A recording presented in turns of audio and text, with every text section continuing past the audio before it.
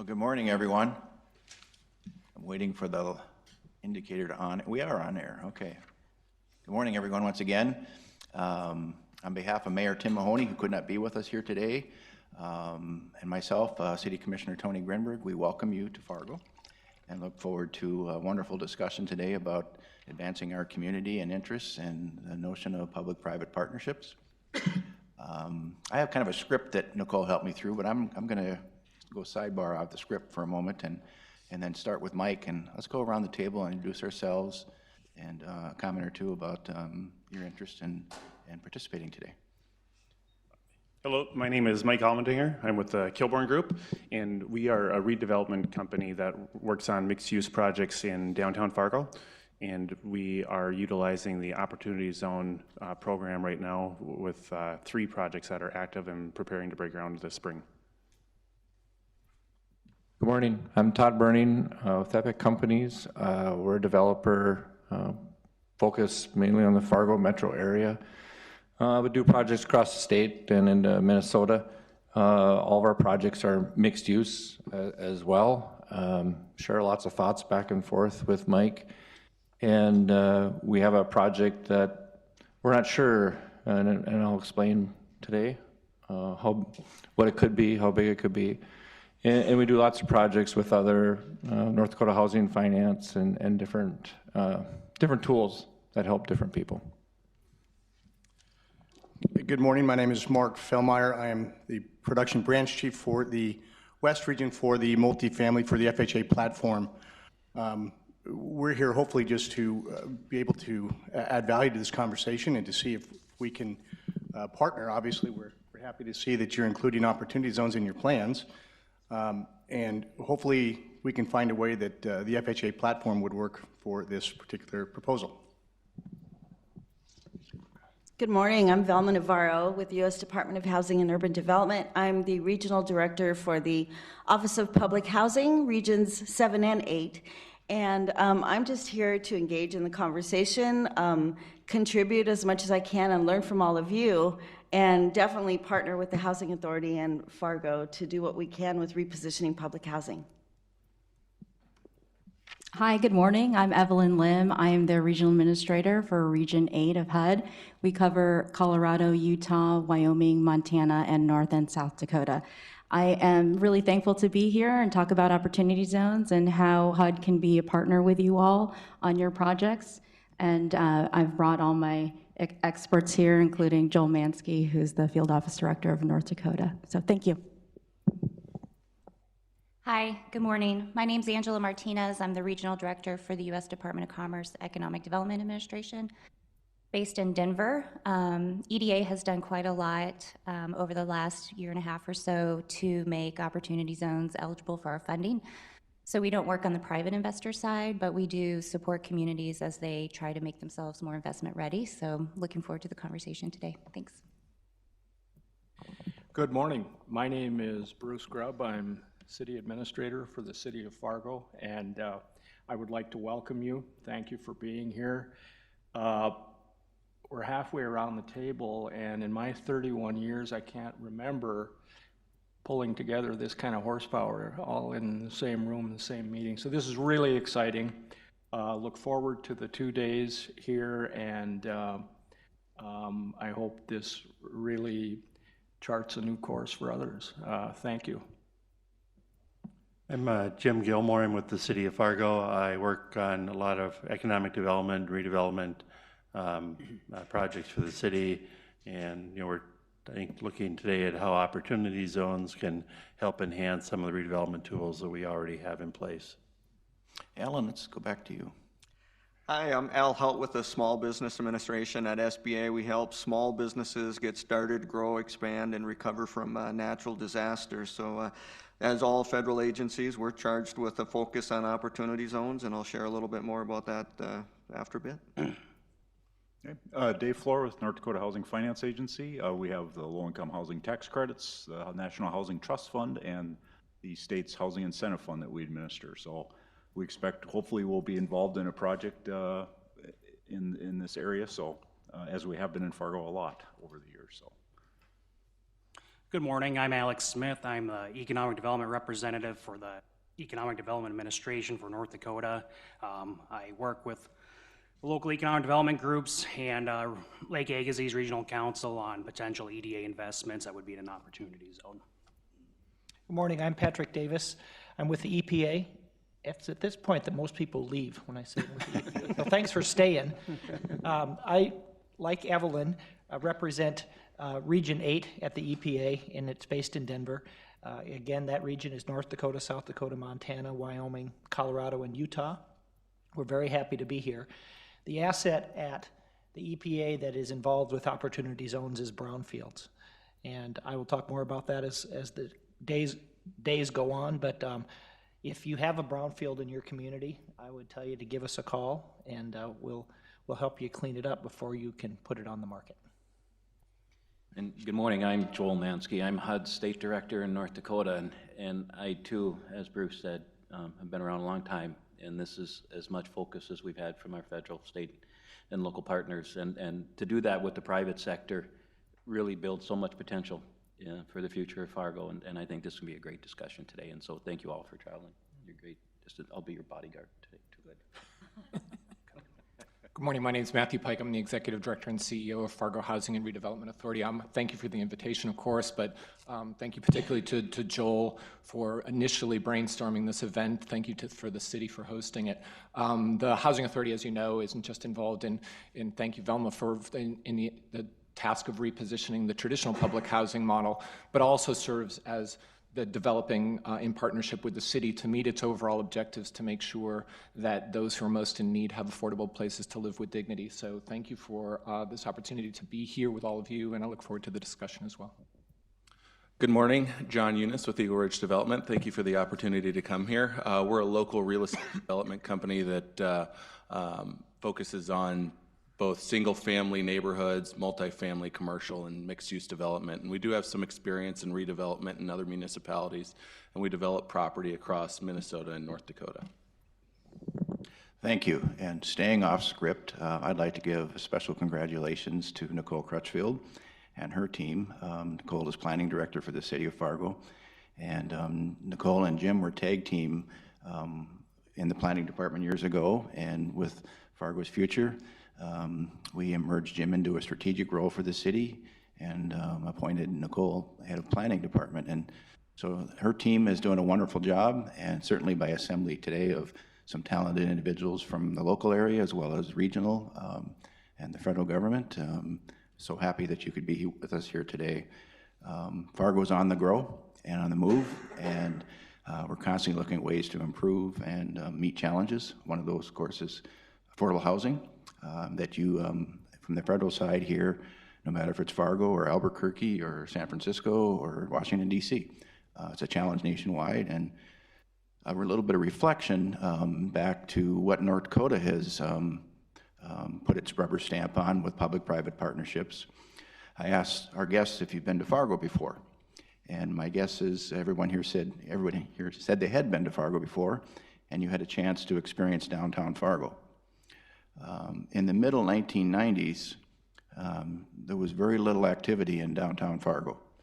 The commerce was out by the mall, and growth, as obviously the community has grown to the south. But the legislature passed what then was called, and it still remains today, as the Renaissance Zone legislation. And the idea was borrowed from Michigan, brownfields development for reinvesting in infrastructure, existing infrastructure, to better the community, save funding from a standpoint of cost of infrastructure. And today, the city of Fargo, over 20 years, Jim would correct me if I'm wrong, has experienced well over $500 million of private investment that's been leveraged with state tax credits and a public-private partnership to grow our downtown areas. And that has transpired across all of North Dakota. And so when Jim and I were visiting right after the 2017 tax bill, and the notion of opportunity zones that was created by the Trump administration, we started to look at the success of our Renaissance Zone, and then knew we had options to recommend to the City Commission and then to the governor. Our thoughts, given the criteria, is that we would wrap around the Renaissance Zone and further areas to develop and meet the same purpose of improving our city with commerce and public-private partnership. So never did I imagine that we'd have this meeting today as a result of that discussion in your office, Jim, to make recommendations to move forward. And it really does make a difference. And that's one of the things that I want to echo is that experience and investment matters, and you see that as well nationally as well as locally here. We have 5 zones, and you're going to hear more about those later today. But again, I'm not going to belabor the point of getting started here, but again, really appreciate the time and the commitment to be here today to work together and explore opportunities for the future. I do see Senator Jim Rohrs in the audience and Representative Shannon Rohrs-Jones from the legislature here. Welcome and thank you. And Commissioners John Strand, Dave Pepcorn, and Tony Gehrig, I'm not sure if you're attending, but I wanted to acknowledge your support as we've acknowledged and put forward an Opportunity Zone program in Fargo. So with that, Nicole, I'm going to turn it back to you. Yeah, we're really going off script, but that's okay. And so maybe just as a quick shout out, I wanted to thank all our guests too. We try to make a concerted effort in inviting all of our developers and builders that we work with. Many of them are in the audience here, and hopefully towards the end of the session, you'll see maybe some Q&A discussions, and we'll have some mics roaming around. So we do want this to be a conversation. We have the Park District, Bank of North Dakota, and Beyond Shelter, one of our affordable housing developers. And as part of that, the 3 developers that are sitting at the table today, Epic, Kilbourne, and Eagle Ridge, basically responded to an invitation that we asked if they would feel comfortable sharing their point of views and their realities that they, to learn from them, the opportunity to have, you folks, our guests here in Fargo today. And so we recognize too the vulnerability it takes for developers to kind of share their story, and they work pretty hard at the table as part of that. So with that, Jim is going to just kind of give us a walkthrough on our incentive policies that we've been working on to date, and explain a little bit more about I'll just kind of scroll through these here real quick, and then walk through the opportunity zones, and then we'll go from there. Thanks, Nicole. These are some of the tools that we've used in Fargo. You'll see up here, Commissioner Grinberg mentioned the Renaissance Zone. That's been one of the incentives that we've used in Fargo. There's a payment in lieu of taxes where we can give a tax exemptions. And so we worked in conjunction with the Renaissance Zone on that, as well as the traditional tax increment financing. Other things that the city of Fargo has done to encourage development downtown, we have a downtown mixed-use zoning that provides a lot of flexibility in the different types of land use. We've had that in place for over 20 years, and I think that removed a lot of the barriers and unpredictability for developers in the downtown. Of course, and we've been working with EPA. We were fortunate enough to receive a brownfield assessment grant, trying to identify areas that can be cleaned up in the downtown. And also the city has kind of a long-standing policy of working to upgrade our older infrastructure, including the downtown, knowing that if you don't have good infrastructure, you're not going to get development. This is a Renaissance Zone. We, I believe it's 30-some blocks that the state legislature allows. It provides property tax incentives, state income tax incentives, and what we have seen, as Commissioner Grimberg mentioned, major investments in the downtown. The downtown's value in 1999 was like 197 million. Now we're north of 700 million. We're not sure exactly where it is. We're hard to keep it all added up. But it's been growth in terms of just new investment, but then even existing properties in the downtown have seen their values increase.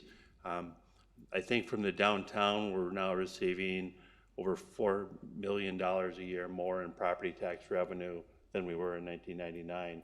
In 1999, it was sort of a downward trajectory on property values, and so it's been a complete turnaround that's really, I think, helped lower property taxes throughout the community by about 4%. If we didn't have this development downtown and everyone paying more, the rest of the area would be paying a little bit more in property taxes. It's designated on a per block. We're allowed to adjust it, so as one block gets completed, we can add a block. Initially, we started off with 20 blocks, and the legislature has allowed us to increase that to, again, I think it's 36, I'm not sure. Pardon me? 49, more than. These are some examples of projects. Roberts Commons is a public-private partnership that we've done with Kilbourne Group. We added over 400 parking spots on what was a surface parking lot. What we're seeing here is almost $50 million in investment on what was simply surface parking. The final fourth phase will get underway this summer. It's not the Loretta building. That's actually a 300 Broadway, an infill project, and then there was another small project. But we've had a tremendous amount of investment downtown spurred by this. We've worked on a downtown in focus plan. We're looking at other opportunities for redevelopment along the river. Tax increment financing, the cities use that to clear blighted conditions for new development. That's been both in the downtown as well as some other areas near NDSU, which are also in that opportunity zone. So we think that might encourage additional housing development near NDSU. Property tax incentives. When we do these, there's really three focuses. One is primary sector job creation. Some of our opportunity zones are on the edge of the town, so we can have some greenfield development that would bring primary sector jobs. That's a goal there. We're trying to bring in lower income workforce housing. That's been a focus in conjunction with the Housing Authority to provide some property tax incentives to make sure that low income housing projects can cash flow, working also with the low income housing tax credit programs. And we've also provided incentives for new market rate housing downtown. One of the keys to a vibrant downtown is to get more people living downtown, and it's harder to develop downtown. So we've encouraged both market rate housing downtown as well as adjacent to NDSU to provide more opportunities for some new housing for students. City nominated, I think we nominated about 9 or 10 census tracts. We were able to get 5 selected. It includes both the downtown locations and the older industrial areas where we saw redevelopment potential, and also on the edge of the community where there's some potential for new development. I think the city's role has been is to make developers aware of the opportunity zone program, the funds that they can use this. We've worked with our local economic development organization to have some meetings to try to explain this to developers. We're not tax accountants, and so it's mainly to get them to start thinking about it, to start talking to their people about how they might be able to invest in it and make them aware of the areas.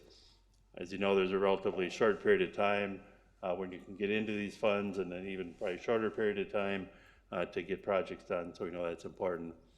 Just a little bit about the zones. Again, there's a variety of types. This one is in the Horace Mann neighborhood. A couple of these zones are on, call it the near north side, just north of the downtown. One sort of in the Horace Mann neighborhood, but also around Sanford Hospital. There's some redevelopment opportunities here adjacent to the hospital, as well as opportunity for, I think, some redevelopment of housing in this area. The Roosevelt neighborhood south of NDSU, I think we know of one. There have been redevelopment projects here, and I believe one of those is using the opportunities zone fund to help bring in the capital for that project. There's an area where I really want redevelopment.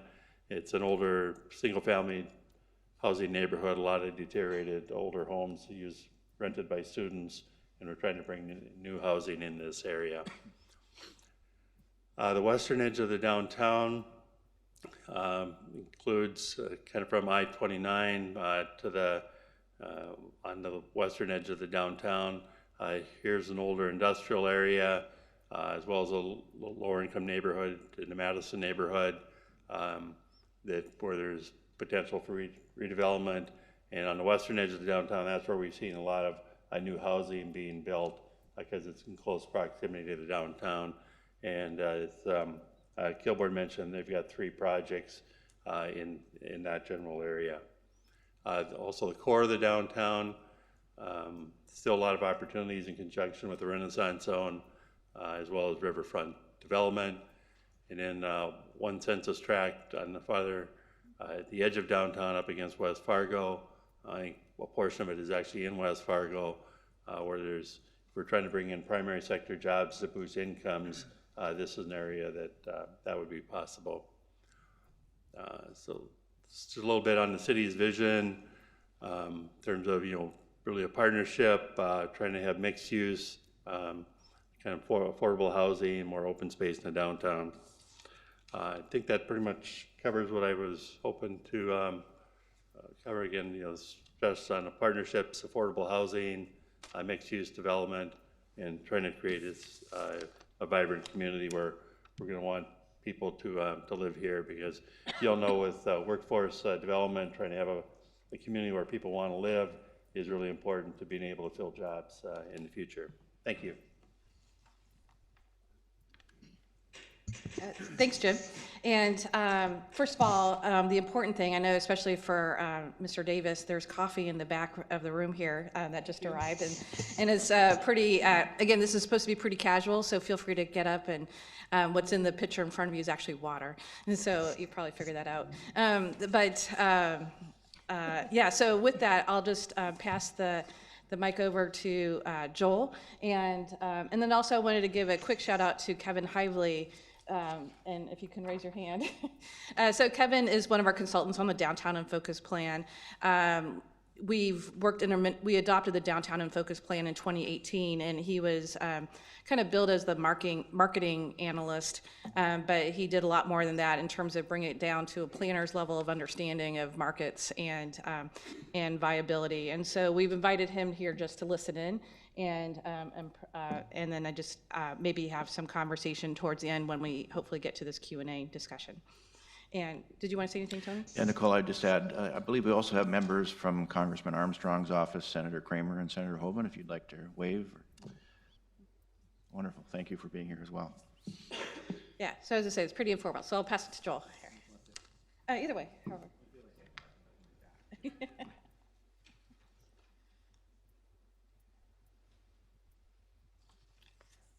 I'd also like to echo what Mr. Grinberg said about the work that Nicole and her team has done to bring this together. This has been a bit of a heavy lift. Mr. Lamont, good morning. Welcome. You're important to this conversation. Again, I'm Joel Mansky. I'm HUD State Director here in North Dakota, and this conversation really was incubated September, early October. Regional Administrator Lim was here in Fargo, and we went up to City Hall and met with Mr. Gilmore and Ms. Crutchfield, and we were having a discussion really kind of focused, and Mr. Pike actually, and we were focused on high-rise repositioning and what assets HUD could bring to the table to support the repositioning and the protection of the residents in the high-rise in its future, knowing that the Housing Authority was working on an application for demo and disposition of the high-rise. But as we conversed, it became pretty clear the conversation was much broader than just the footprint of the high-rise. The potential was really a riverfront redevelopment, a gateway redevelopment from Moorhead into Fargo, considering the city had the Mid-America Steel site.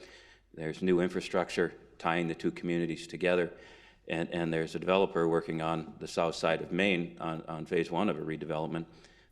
And bringing that subject in whole, the conversation was, how do we leverage the federal resources that exist, the private sector's investments, as well as state government, and trying to stack these funds in a manner that you could timely take advantage of the opportunity to make a broad, big sweeping reinvestment, a once-in-a-lifetime type investment in the downtown community Fargo. And as we all know, Fargo's going through this renaissance, and it's been really fun as a resident to watch what's going on with the Kilbourne Group in downtown and the other developments throughout the community.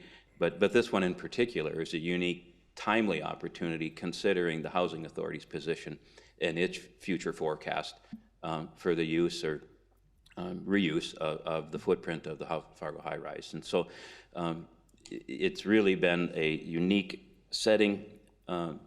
It's an opportunity that I'm enthused about. I think I probably threw a grenade at Nicole and left for a bit and watched her pick up the pieces, but putting this together is pretty exciting stuff. And tomorrow we're going to meet here in this room again, same time in the morning, but have more of a place-based discussion.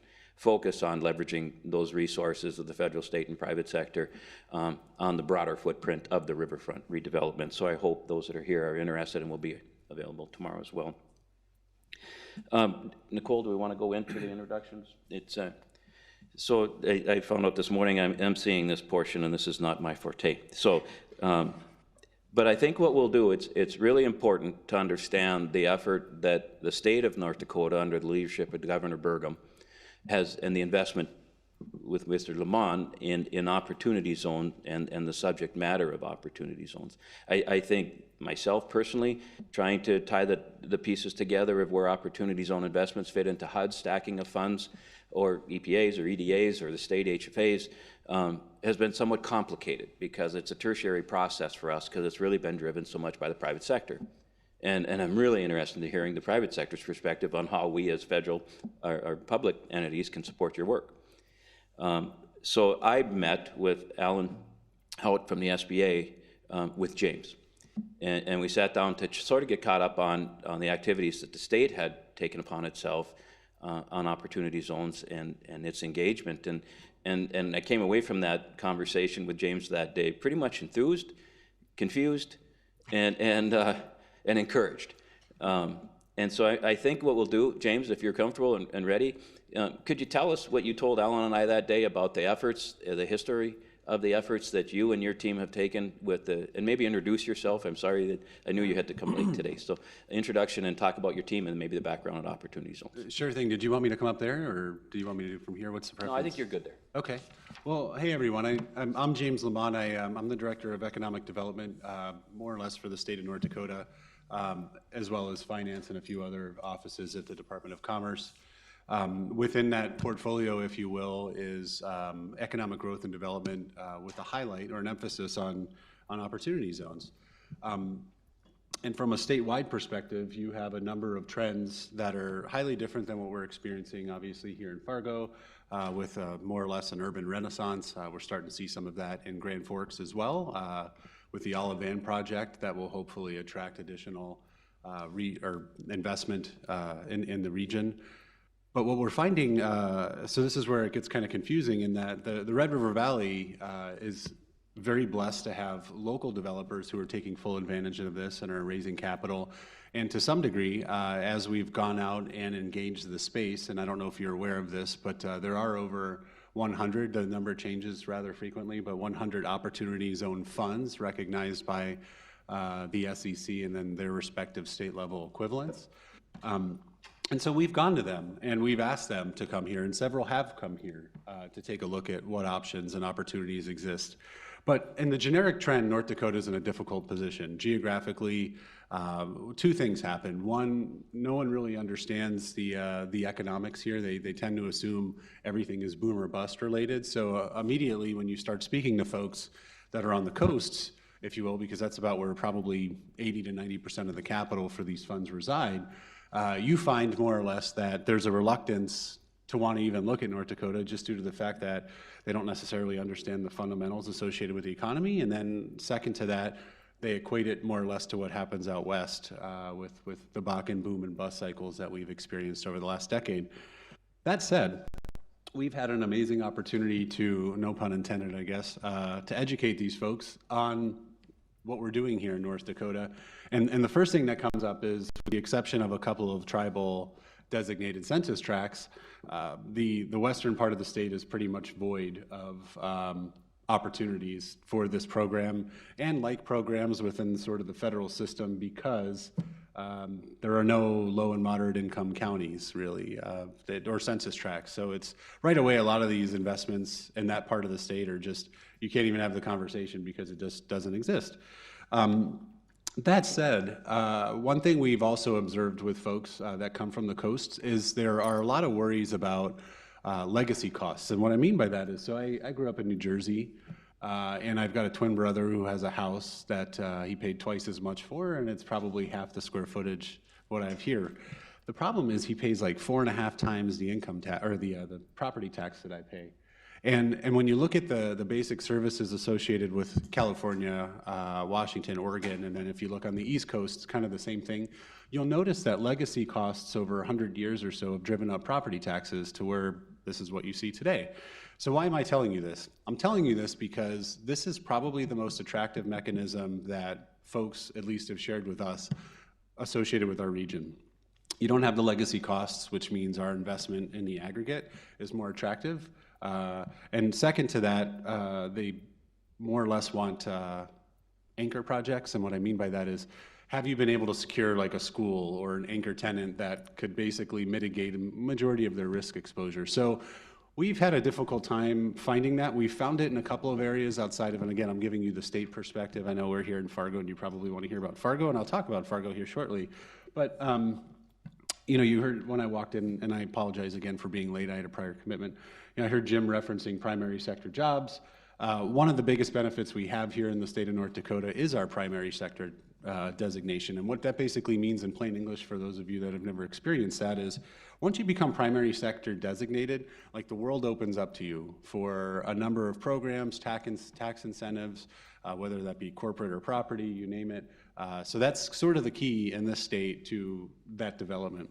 And what's nice is a lot of these primary sector opportunities coexist more or less with areas like Jamestown, areas like Minot, areas that have the industrial capacity that would meet the primary sector designation, if you will. So that suddenly you find, as you start looking at a capital stack of federal programs, private sector investment, state as well as local, suddenly you find that it's super attractive for firms even that have no idea what exists here, just due to the ROI adjustments based on either the tax differential associated with this program or the benefits associated with the state level or federal programs.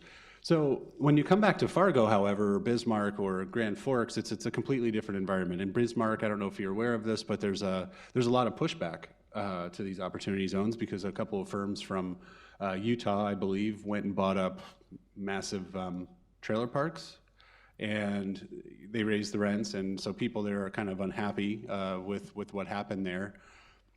We're not obviously seeing that similarly in the valley yet, but you know, the bottom line up front is, like any program, you may see a loophole or some type of benefit that doesn't necessarily meet the intent of the program, but Fargo and Grand Forks, in my opinion, are probably among the best situated to capture this program, as well as the ancillary benefits, as well as the private equity, if you will, from the coasts.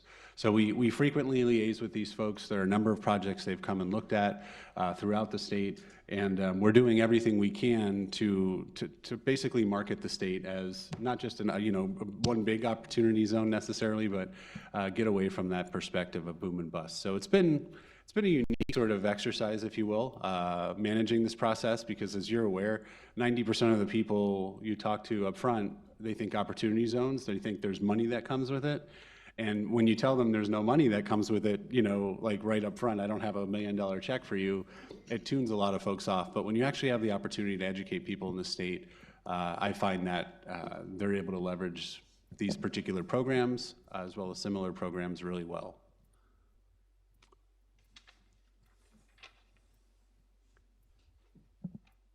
James, I think we're making some assumptions really that the audience fully understands the fundamentals of the program.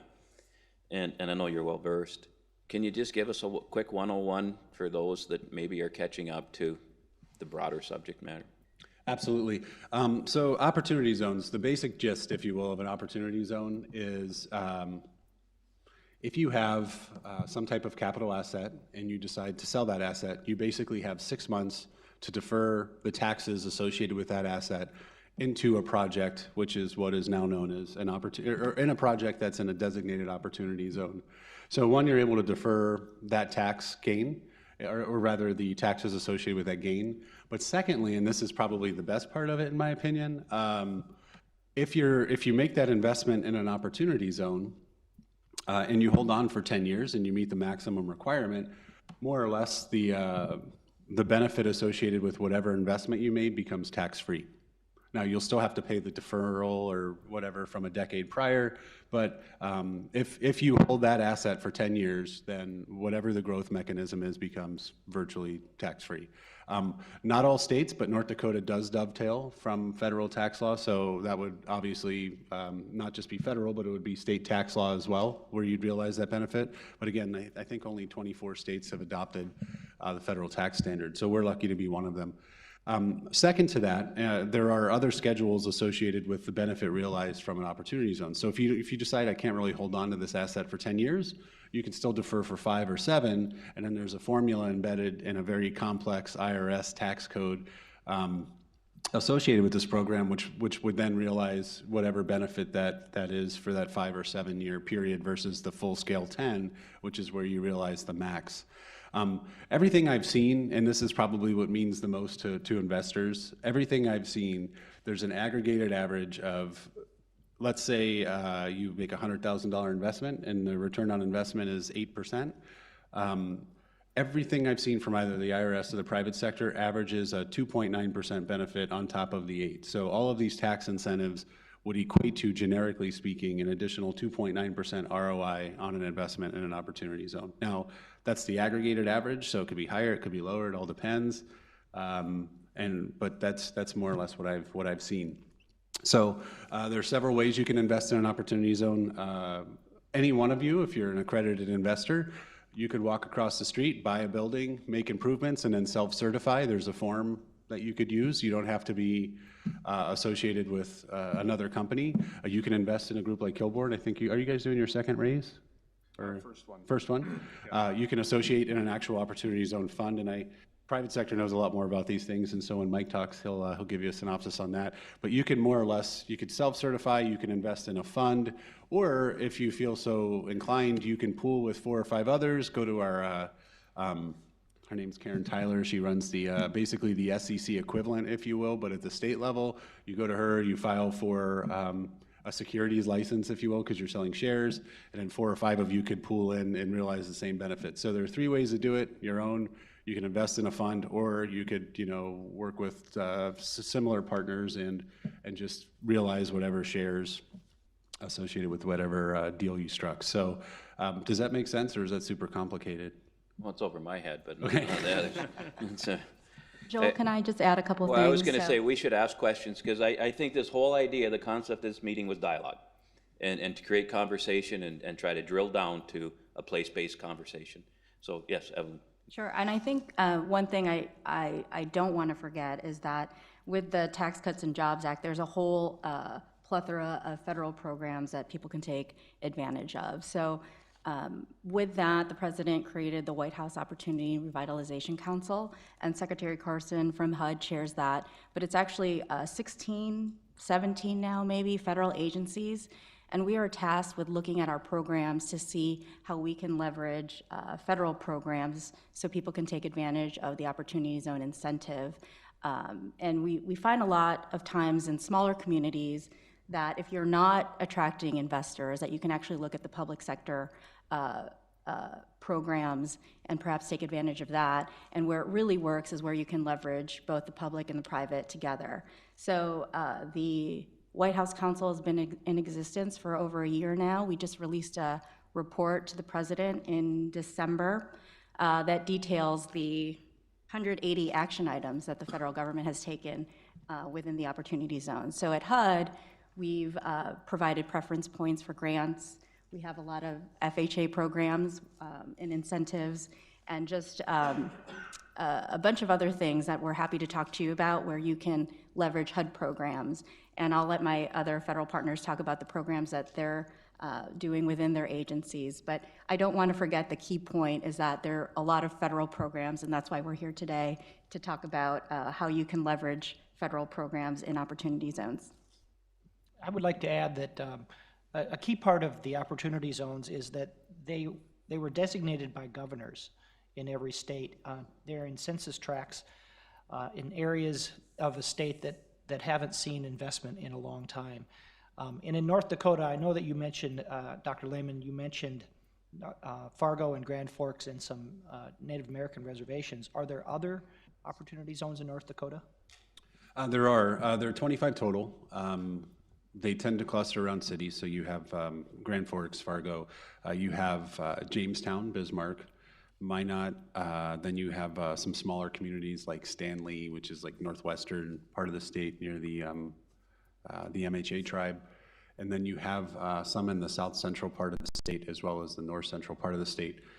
One of the biggest challenges we have in areas that aren't urban is we've had a down economy, especially in ag. So a lot of the investments you would see in these areas, like your Harveys or at the Spiritwood Energy site just outside of Jamestown, a lot of these investments have been deferred until the situation improves for the ag economy. And what you'll end up seeing, because this program does go further out than 10-year horizons. I think does it have a lifespan to like 2047 or 2046? 46. So when the ag economy turns, I suspect you'll see that pick up in those areas. So those industrial parks will then realize the majority of the benefit, because value-added agriculture investments will be spurred. But today, the ag economy is just in a rough shape. So you're not seeing the typical growth you'd see, or you're seeing those decisions deferred. And then the further west you go, the less likely it is to have an opportunity zone, because your incomes go sky high because of the oil patch. So in areas that you see tons of investment in the state right now, there are no opportunity zones. Any questions from the audience at this time? We have a mic, right? I think we'll move on, and Evelyn, only because you're my boss, we'll start with you. But we'll move into the federal partnerships and the roles that of resource and leveraging that the federal agencies can provide. And maybe, Evelyn, I know you talked about the White House Council, but maybe talk a little more about the mechanics within the agency that support the Opportunity Zone itself. Sure. So I mentioned at HUD that we have been giving preference points for a lot of our grants. And at the end of March, we've actually made it easier to find those on grants.gov. So you'll be able to identify which HUD grants you'll get preference points for just being in an opportunity zone. So even if you don't have an opportunity zone fund, you don't have investors who are investing their capital gains, you can still go to HUD and see what grants you would get a preference points for. And then I'll let Mark talk about our FHA program. But one of the great things I think that we're doing through the FHA is just refinancing projects within opportunity zones. So later on this week, we are announcing a refinance in Grand Junction, Colorado, which is a smaller community on the western slope. And we're really excited about it. It's the first in the nation where we're refinancing a community hospital. And so those are the types of investments that the federal government is doing in smaller communities. So I just want, one of the reasons that we're here is just to promote these opportunities. It's hard to think of another word other than opportunities, but to promote these opportunities for communities to take advantage of those types of things. And we're here to kind of tell you about what all those projects are, but I'll let Mark talk about the FHA since he's the expert on that. I wouldn't call it the expert, and you were right, Joel, it is very confusing. I was sitting here, my head was spinning when I was listening to this. My part's very easy. All we're gonna do is make your life a little bit easier, the developers. We're going to try and streamline the process, and we're going to cut your application fees.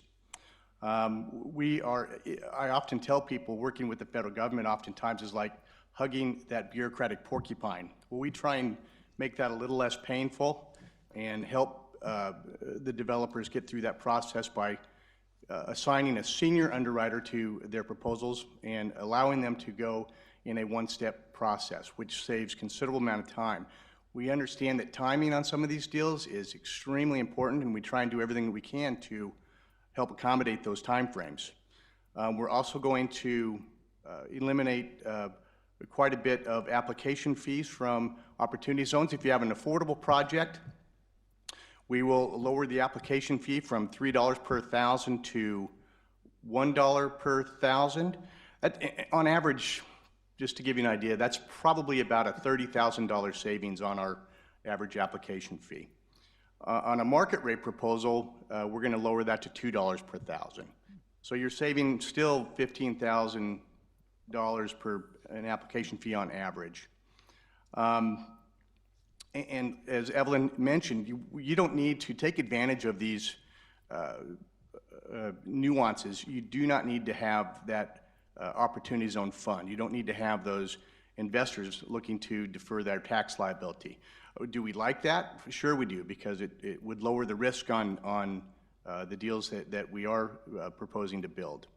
But all in all, if we don't have the sophisticated fund managers and things of that nature that oftentimes goes hand in hand with some of these funds, you can still take advantage of developing in these areas because obviously that's a priority of the administration's and it's a priority of ours.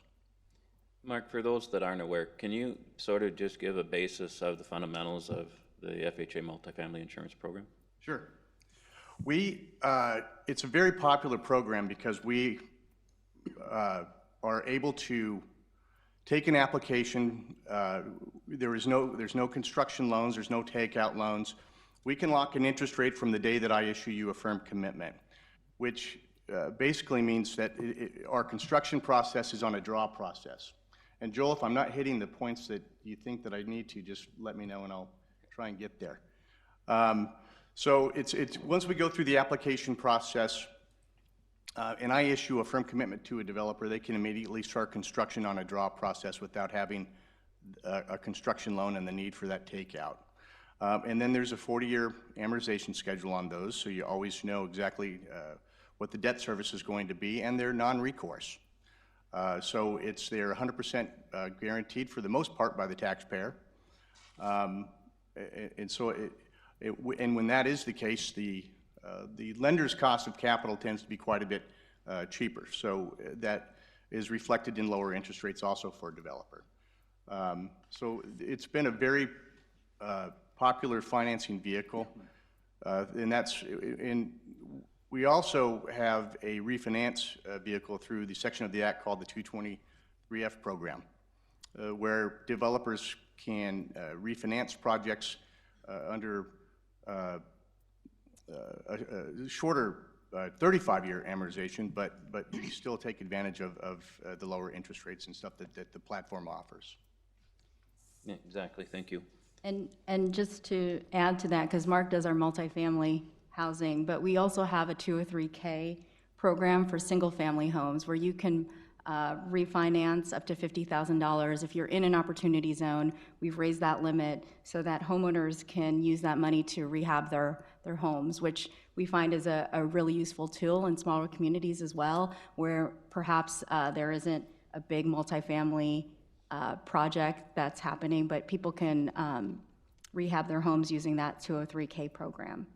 And then the other thing that I just wanted to mention is our 108 program, Section 108, which cities and the state can actually borrow against their community development block grant up to 5 times the amount of their CDBG money, which is useful for communities. It's very low interest rate right now. It's tied to the Treasury, so it's lower than a commercial note, but it's really something that the community can use and the city can use to really invest in some of these projects that they want to see happening in their community. So that's another great thing that we've been promoting at HUD.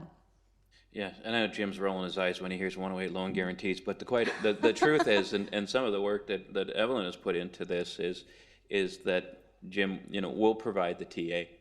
Our CPD team in headquarters is guaranteed that if the city of Fargo wants to even consider a 108 loan guarantee, even a consideration, that they would pay for the technical assistance to bring them in and talk about fundamentals and how that could be supported.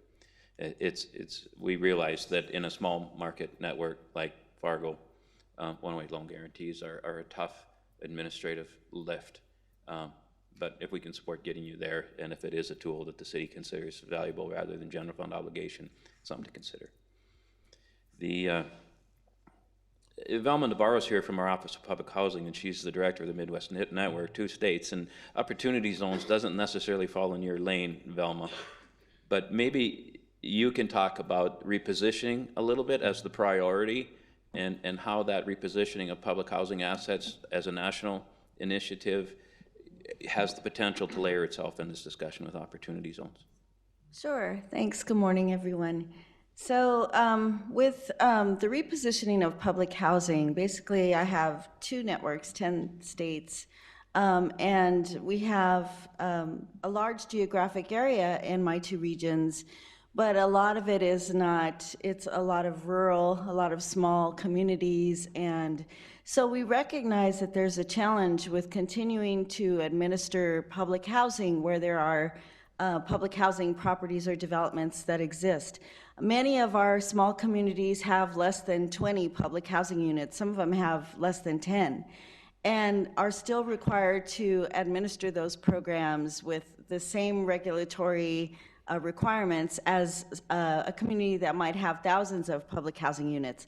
So in essence, we've had conversations here in Fargo and in Grand Forks and other parts of North Dakota, but talking about how we can best take advantage of the priority that we have at HUD in the Office of Public Housing of looking at public housing that is distressed, or maybe in a community where there is no longer a significant need, where we can leverage and reposition that public housing to another affordable housing platform, whether that be in multifamily, whether that be with housing choice vouchers, formerly Section 8, or in mixed-use communities. So in essence, what we're doing is looking at leveraging private-public partnerships to take advantage of either demolishing or disposing of dilapidated public housing, using those partnerships to either put folks in a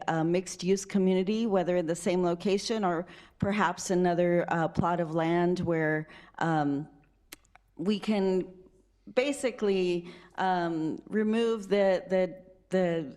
where everyone is in one place with public housing and move them throughout the community so that they can take advantage of opportunities such as better schools, more access to medical communities, to shopping, transportation, jobs, all of those things. So in essence, repositioning public housing is important because we recognize that we want to continue to provide affordable housing opportunities for those who need it, but also the public housing program footprint is being reduced because we have these opportunities with vouchers, with multifamily, with mixed-use housing, where folks who currently are in public housing could take advantage of having access to those things that I mentioned and being in communities where they can grow and thrive and ultimately come out of public housing so that those who are waiting for public housing or have been for a long time can in essence come in and go through the same program and get the assistance that they need.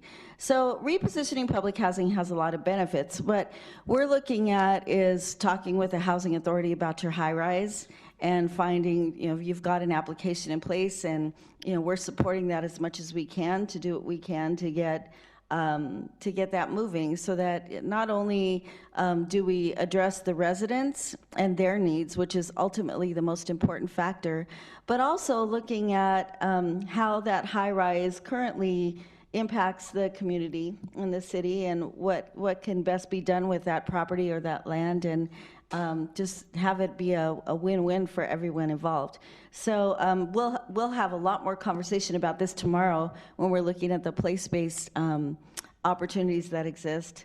But I'm just really happy to hear this piece of the conversation, and it really helps me to think about how we can effectively transform that high-rise or look at other opportunities throughout Fargo where there are public housing or housing choice voucher program participants that can benefit from what you're doing. It's great work.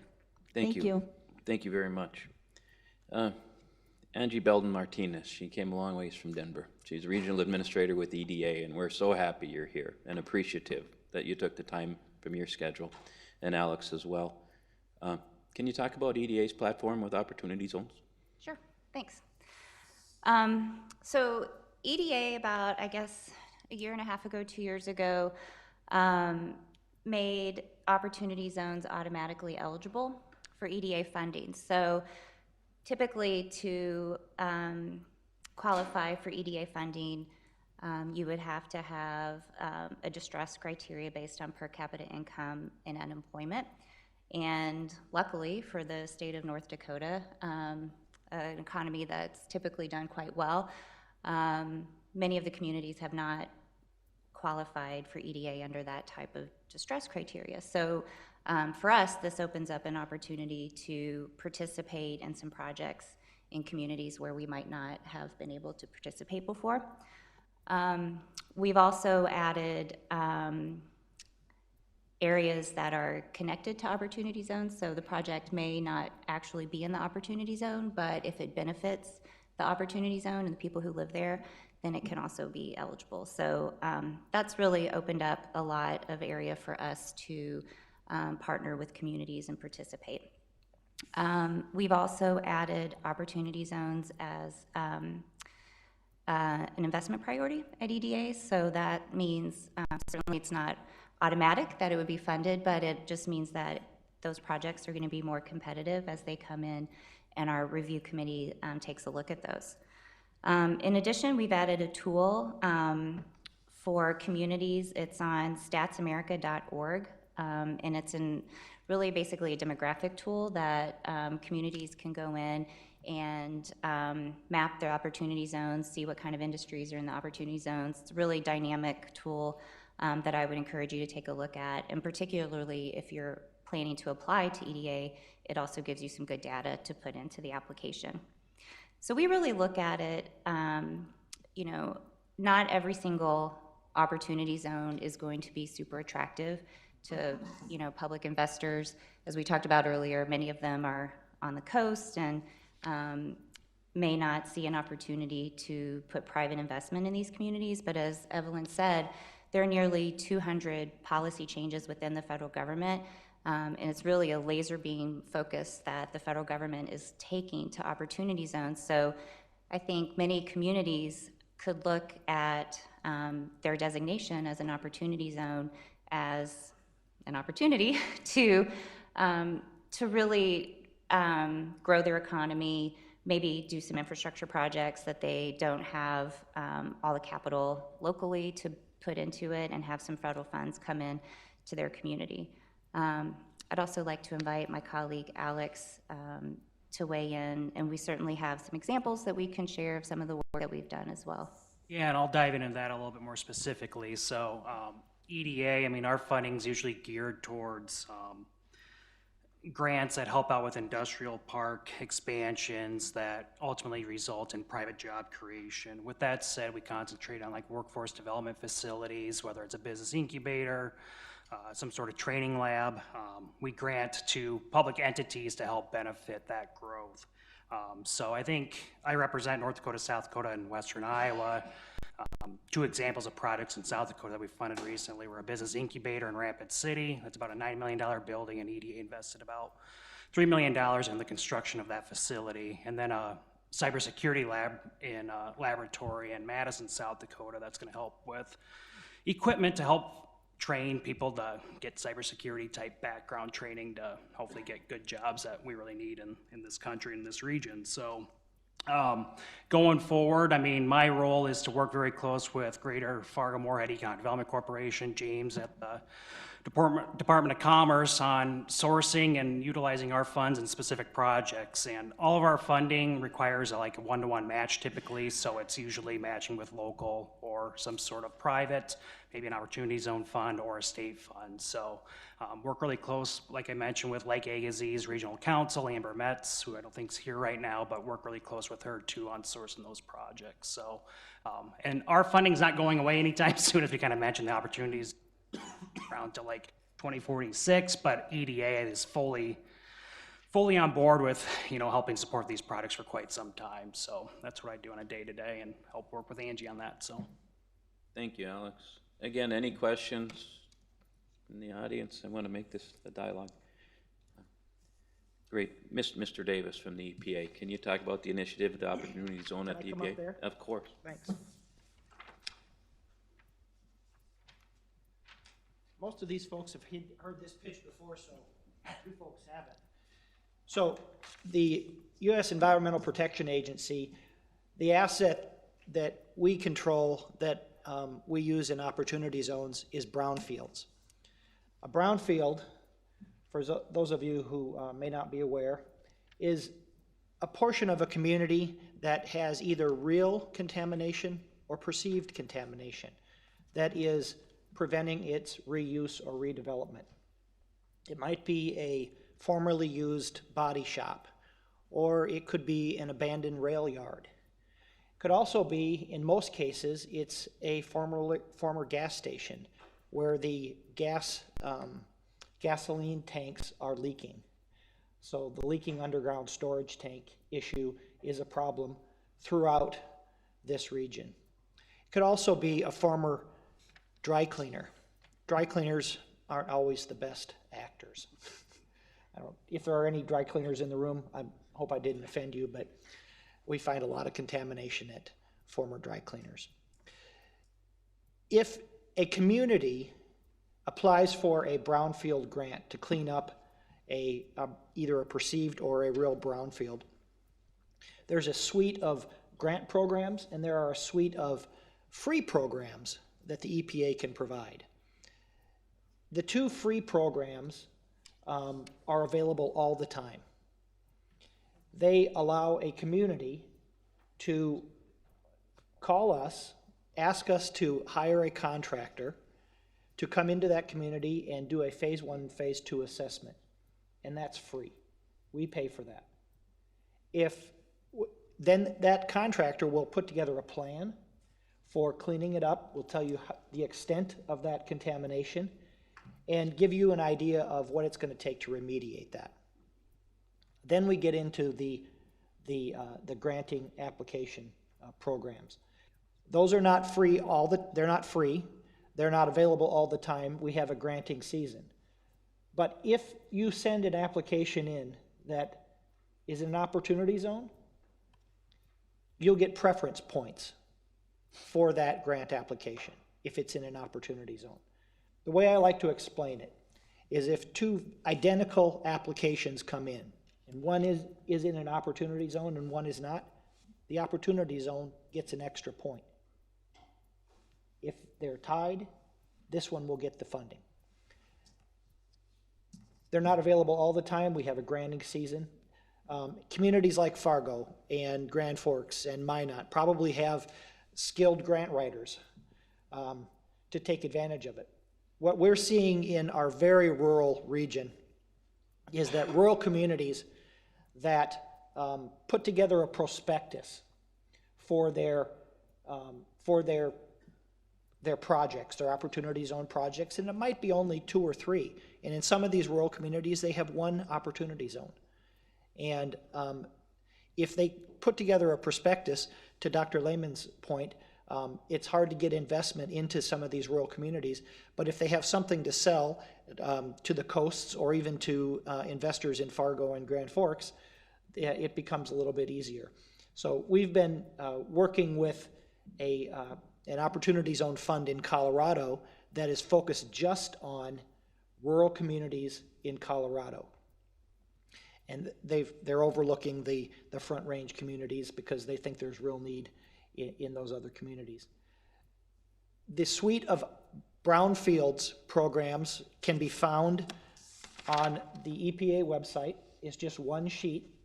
I'm not going to give you the alphabet soup, but if you Google brownfields in EPA, this page will come up, and it's easy. Don't be afraid to call us. As I was telling Mike before we started, if you've got a brownfield and you've got contamination, you're going to call us one way or the other, either sooner or later. So call us early on and we'll help you figure out what kind of contamination you have so that you can get that piece of property back on the market.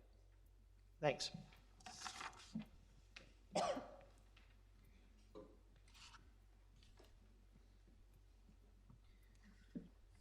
The last federal agency we have with us today is the Small Business Administration, and Ellen Hout is here representing his boss, Dan Norberg, who is the regional administrator, who did plan to come to Fargo today. I thought we had the quadfecta of all of them, but Dan got waylaid by another initiative. Alan, do you want to talk from there, or do you want to come up here? Either way. I'll talk from here, it's fine. Thanks, Joel. And yeah, my boss, Dan Norberg, does send his apologies for not being able to make it today. He was fully hoping to be up in Fargo. So, as I mentioned earlier, SBA's overall programs, we're here to help small businesses get started, expand, and grow. And we do that through a variety of programs. One of them is our counseling assistance programs, where we take our federal dollars, match them with dollars from the Department of Commerce and some local dollars to help fund a variety of resources, including the Small Business Development Center, Women's Business Center, Veterans Business Opportunity Center. And I do want to mention two of our resource partners here in the room, Ian Karlstrom and Paul Smith from the Small Business Development Center here in Fargo. All of our counseling resources provide free confidential assistance to clients, small businesses who want to get started and expand. They're a great resource, even from a startup standpoint, helping them flush through their business idea to finding the financing they need. One of their strong points is working with a client to get the financial projections solidified, so when they go to the bank, they can get an increase in their chance of getting the funding they need. Another one of our programs we work with is our contracting programs. We help small businesses who want to get access to government contracts. So we can work with them one-on-one, help them look at bid proposals, help them do the bids, and follow through with the contract. We have a number of incentives with that program, including what we call historically underutilized business zones, or hub zones. If you lay a hub zone map of Fargo up against the opportunity zone, you're going to see that it's really, really close. I think something like 70–75% of the hub zones across the country overlay with opportunity zones. And it's just another way of layering the programs to leverage state and federal and local resources together. Finally, our finance programs. We're most known for our guaranteed loan programs through local lenders. So a small business owner can take his loan proposal, submit it to a bank, and the bank looks at it and says, yeah, we want to help you out, but it doesn't quite fit our lending guidelines. Maybe the collateral isn't quite sufficient. Maybe the equity isn't quite there. The lender then can submit that application to SBA, and we review it much like the lender will, like the commercial bank or credit union. And if we agree with that lender that this business has a good chance of being successful, we'll tell that lender to go ahead and make that loan, and we'll guarantee it if there's any problems after the fact. One of the programs we have under our loan programs is called the 504 loan program for capital acquisition, real estate. And under that program, there is a jobs requirement, and we relax that a little bit for businesses that are going into opportunity zones. Now, with the 504 program, we do require owner-occupied real estate. So it can't be that a client's coming into one of the mixed-use facilities and renting the space. They have to be owner-occupied. Finally, the final program I want to talk about that can match some of the opportunity zone funds, SBA has what we call the Small Business Investment Program, where a company that invests in eligible small businesses can apply to SBA to match some of those dollars. And I think it's a 2-to-1 ratio from, so you take a $5 million fund, you match it with SBA dollars, and you can grow that fund to $15 million for investment purposes. Those investments can be made in eligible small businesses that would qualify for opportunity zone investments. So as an example, you take a company, a technology company that wants to relocate into an opportunity zone. The opportunity zone fund can invest in that company to help give them the capital they need to move into the opportunity zone.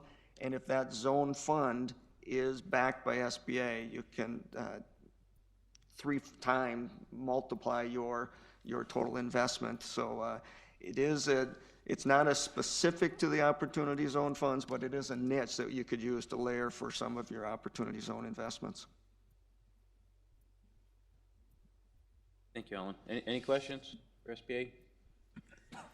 And Alan, I think that's the example that we talked about last week that you heard from Colorado, the potential relocation of a business into an opportunity zone as an eligible fund expense. And seems like that's kind of a carrot for populating some of these harder to redevelop areas.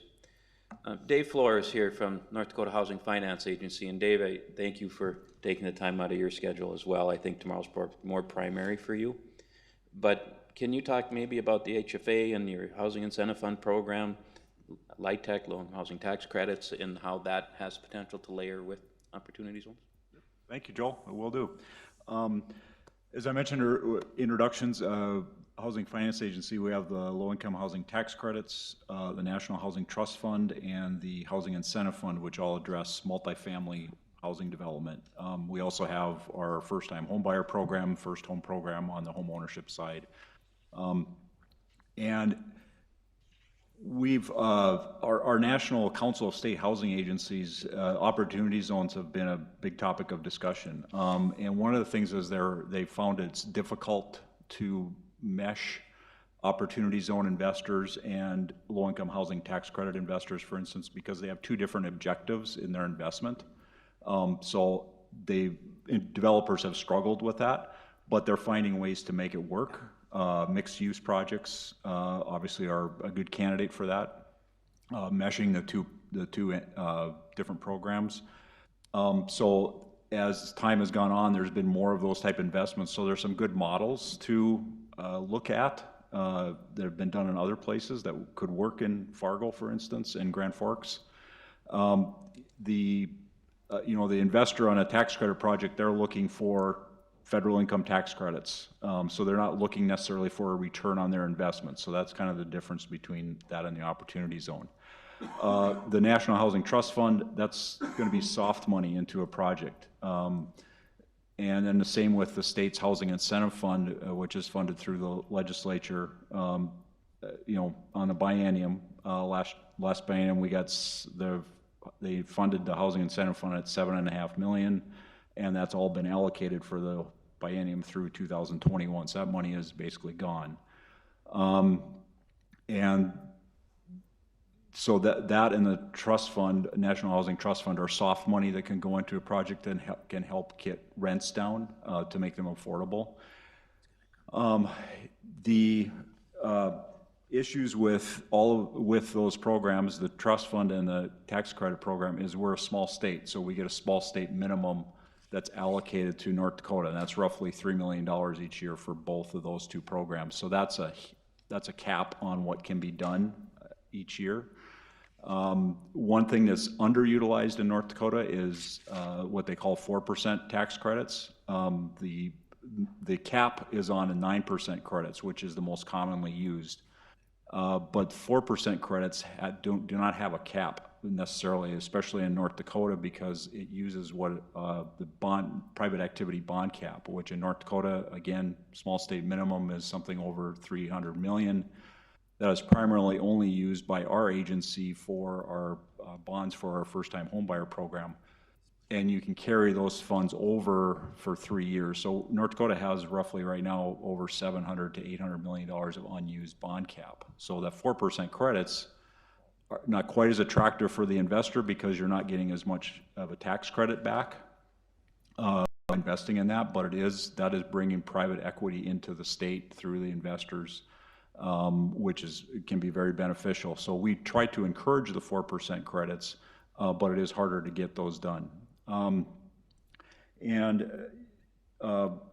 what I'd kind of be interested in, and maybe this would be more for tomorrow too, is the use of those funds in a place like downtown Fargo, where the employment opportunities in downtown Fargo, a lot of service workers, I'm going to assume, I'm making an assumption here, but a lot of service workers, what can they afford for rents? And if you can put these type of, using tax credits in the trust fund and HIF in downtown Fargo, you can create some affordable housing for those folks, and they can afford to live and walk to work.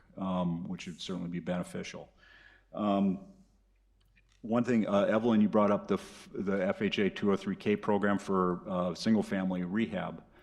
And it's great for opportunity zones because they went from the cap of 35,000 to 50,000.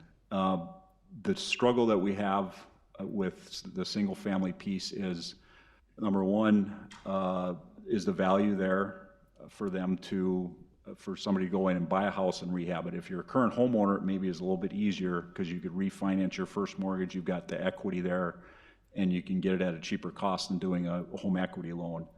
And then the second problem with it is finding lenders that are willing to do the work, because it is extra work that they have to do. They're not necessarily going to get paid more to do that.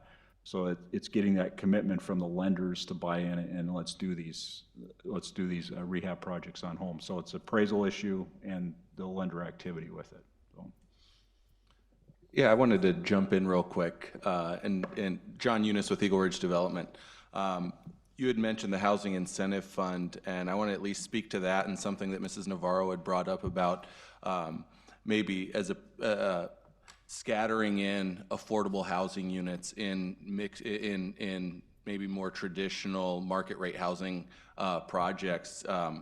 We had a project that we applied for a housing incentive fund, and we tried to take that same approach where we were going to designate a certain percentage of units that were going to be affordable within a market rate housing development. Unfortunately, we didn't, the way the scoring guidelines are set up with the state, we weren't able to get to enough points to be able to get that funding in place. So I did want to point out that I think there is, as the next round of funding comes up, when you do look at how the scoring system is set up, it may be worth looking at if there's an opportunity to maybe incentivize some more traditional market rate housing developers to be able to incorporate some units within their development that would be affordable housing. Yeah, you know, we do have our qualified action plan we have to do annually for those, and that's coming up here. Our public hearing is coming up in March for that. So, you know, please send in, if you can't be at the meeting, it's in Bismarck, but send in your comments to us on that. Yeah, absolutely. I think we may have been, I don't know how many people applied, but I think we were like one of two that didn't get the funding. Okay. So. Yeah. Well, the other problem, you know, small state minimums and then the limit on the housing incentive fund is we were oversubscribed by a lot. Absolutely. Normal. So yeah, that's what happens. Dave, thank you for the HFA's perspective. I'm going to put Mr. Erickson on the spot here. I'm sorry to do this, and I wish we had talked ahead of time. But Joel traveled over with the Bank of North Dakota from Bismarck today, and I want to give him the opportunity to share B&D's perspective. Sure. Good morning. And actually, office in Fargo, so I didn't have to drive that far. So. Thanks for the concern, though. I work for the Bank of North Dakota, and the Bank of North Dakota is a bank that's owned by the state of North Dakota. We do have some incentive programs.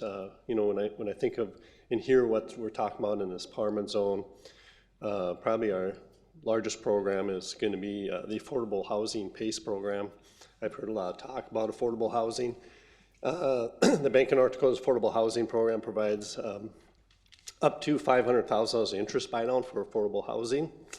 And this would be housing that would be multifamily type of housing.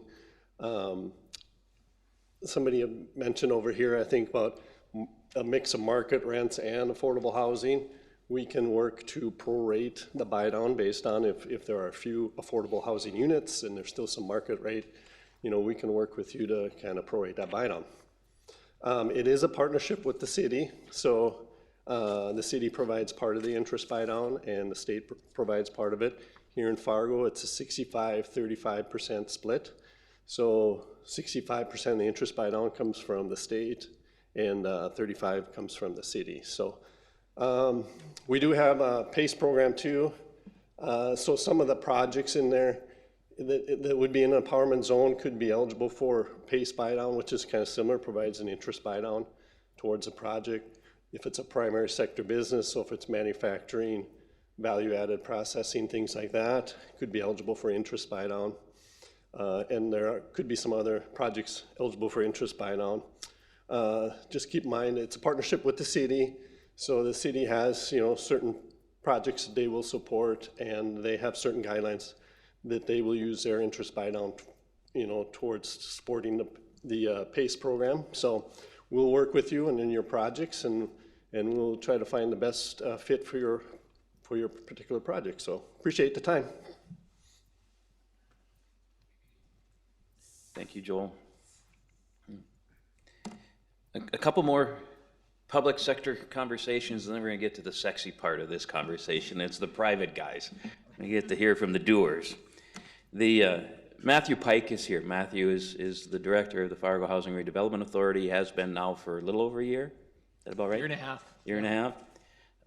And Matthew sort of inherited this opportunity of a high-rise building and how to reposition it and how to protect its residents and build a housing authority for the 21st century, losing the model of high density, of high populations of special needs folks in one group. And he's very engaging.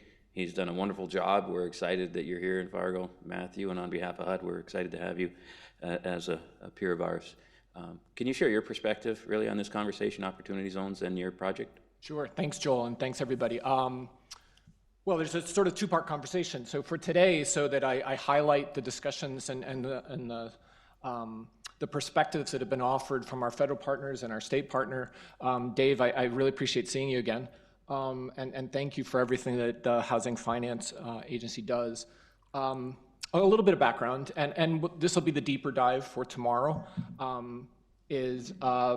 Lashkowitz High Rise was built following the investment from the federal government in the late 60s, following the Housing Act, and it followed the model that was then believed to be the appropriate way to address the needs of affordability and meeting the needs of folks at that time. And it was high density, and that was exactly what Velma was touching on. In terms of repositioning, it's now the time in the 21st century to pursue a new model. And I appreciate our partners at HUD so much because they are helping us walk through this process in partnership with the city to find the new way for that property.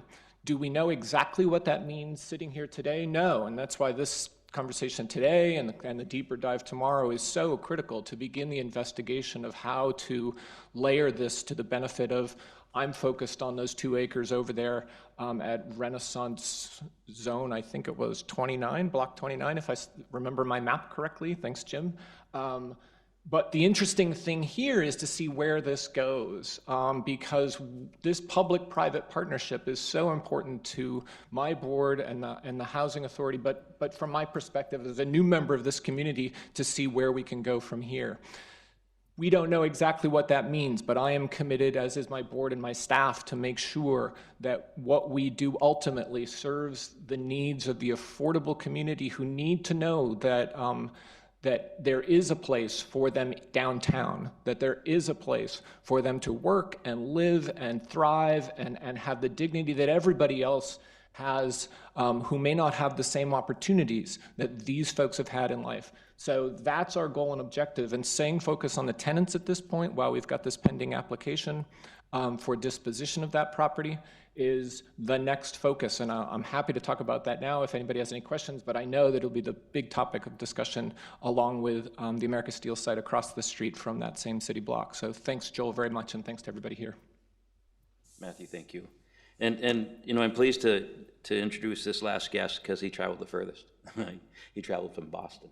He maybe doesn't even know I'm going to invite him up here. Kevin Hively has been a consultant to the city of Fargo and working on really the city's CDBG, or Central Business District focus. And I think he flew in from Boston and he's flying to North Carolina from here, is what I understand today. So while you're here, if you don't mind providing some comments today, would be great.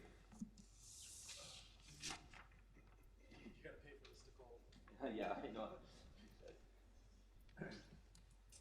And maybe try to get this a little bit more casual. I appreciate all the formality the state and the federal bring, but in terms of the formality, Kevin and I were chatting last night, and you know, what is happening at the national level related to opportunity zones and how they're marketed, and how you know, I think each of us are trying to find our role as part of that conversation. And I know the developers will have some interesting perspectives to share as well, but I've asked Kevin just to share a couple points on what you're seeing at a national level in terms of different roles.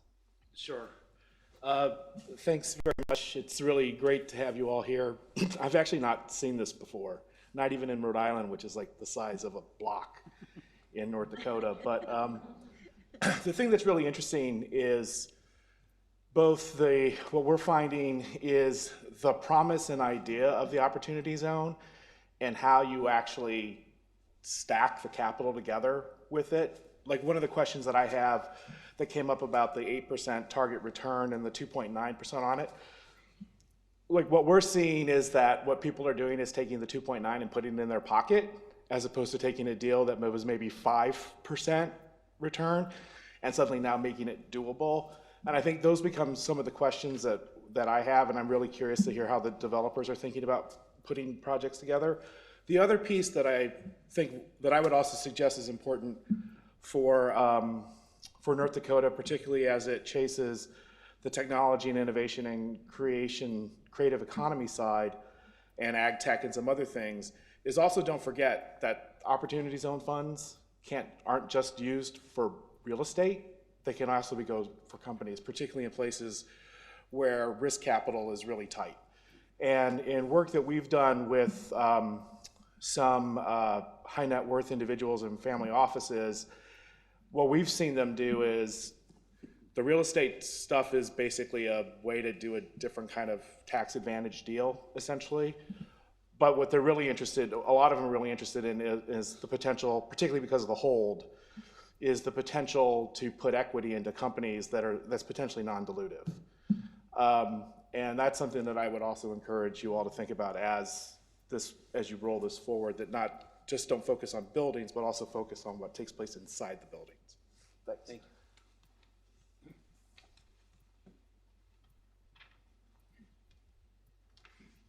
I'm going to turn this over to Nicole to handle the next session, but I did want to make a little bit of an announcement, and that's that this was an interactive forum. We want conversation. And the best way to have conversation is usually a pint of beer and some appetizers. So at 5 o'clock, this group and you are all invited. We're going to go over to the Toasted Frog. And sometimes the best conversation is small group conversation. So if anybody's interested in joining us later today, you're more than welcome. Nicole. Can I just add one thing? As we've been doing this roadshow around the West, USDA rural development is often represented at the table. They're not here today, but they have a very large suite of programs that are available in opportunity zones, particularly in rural communities. So it would really benefit North Dakota. I just want to echo that because, as I mentioned, there's 16 federal agencies. There's just 5 of us here. Some of the agencies don't have regional leadership, so they're not here with us today. And I appreciate, I think a couple people have said that they've never seen this before. I also have been in federal government for probably a decade, and I haven't seen it either. But I think that this is a really great venue for all of us to talk about what the federal government is doing. HUD, we work on long-term projects, so I'm happy to say, oh, well, we don't do that, but Angie does, and give her a call, or DOT, who's not here today. A lot of their modal administrations have programs and opportunity zones. So one thing I'd like everybody to kind of take from this is that there's a plethora of federal programs that we've geared towards opportunity zones. And there's a comprehensive list on opportunityzones.gov that you can find. If you don't want to read through the list, give one of us a call, and we're happy to direct you to the right person, whether it's our agency or not. And the best thing about coming out for drinks and dinner is that as the feds, we can't accept you buying us drinks. So you don't have to worry about that. So thank you.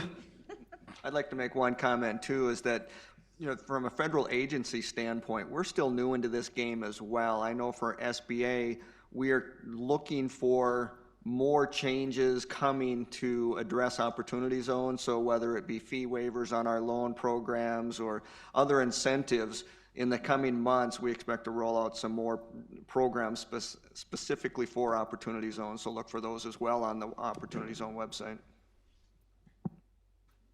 Well, I think the important part of that, thank you, both Evelyn and Alan, for those comments, and is the relationship part of it. I think some of the things that makes it unique in North Dakota is that we are a small enough state that people know, someone knows someone, and so, you know, trying to get that access to who's doing what and learning from each other, we're not afraid to do that. Just maybe a quick highlight on, this will be a little teaser for tomorrow, is as part of our Downtown in Focus study, Jim highlighted that map earlier, but you know, really talking about the land areas in Fargo that either the city has some ownership in or some control over, and so those possibilities, and just to tease Evelyn on that, I've been trying to think of another word of opportunities as well, since we're talking about opportunity zones, and the word I've been using lately is possibilities, and so the possibilities that could occur in some of the city-owned properties. And as well as maybe just, we had an extensive engagement as part of that outreach in the Downtown in Focus plan, and helping preserve housing affordability was number one on that public engagement, and then helping ensure locally owned businesses and arts organizations remain downtown, and then the connections to our Red River. One of the things we also like to talk about is it's 2 cities and 1 downtown. You know, the other entity that's been here is obviously Moorhead and some of our other peer cities in West Fargo and Dilworth. But with that, so we'll talk a little bit about that more tomorrow, but you'll see a lot of the same faces and plus some new ones. And with that, I wanted to thank very much for Mike, Todd, and John being willing to share a little bit of their story. And you're welcome to stay here or go to the podium. And I guess I'll call on Mike first as part of the president of Kilbourne Group. And the challenge I put in front of them is if they wouldn't mind sharing their realities with us, and you know, how they work to make their capital stack work, and how they maybe align their goals with their partnerships in their community, and how can we maybe complement each other more so, or see opportunities for, or possibilities for partnerships. So with that, I'll turn it over to Mike. Okay, thank you. We have a PowerPoint and a few slides as well, so if we can switch to those. And I thought we would just appreciate the opportunity to talk to everyone. Know a lot of people in the room. I see over 10 different development companies that are actively doing projects, you know, in downtown Fargo, infill projects. And there's, you know, the group is growing in the community in this region of people that are interested in doing infill projects. So we're happy to be part of that group and have an overall goal of working through programs like this. We want to be sharing our strategies on how we're doing that with an overall goal of attracting capital to infill areas where there's already existing infrastructure. Fundamentally, that's what we believe is the best investment for all, you know, best investments to attract to a city. It's great for the city, great for taxpayers, and we work hard to make it good for our investors as well. We have to have all 3 of those having a return to make this work, to get that public-private partnership together. So if we could go to the next slide, a couple of reasons why we love Fargo, and Fargo is a great economic area to be doing business.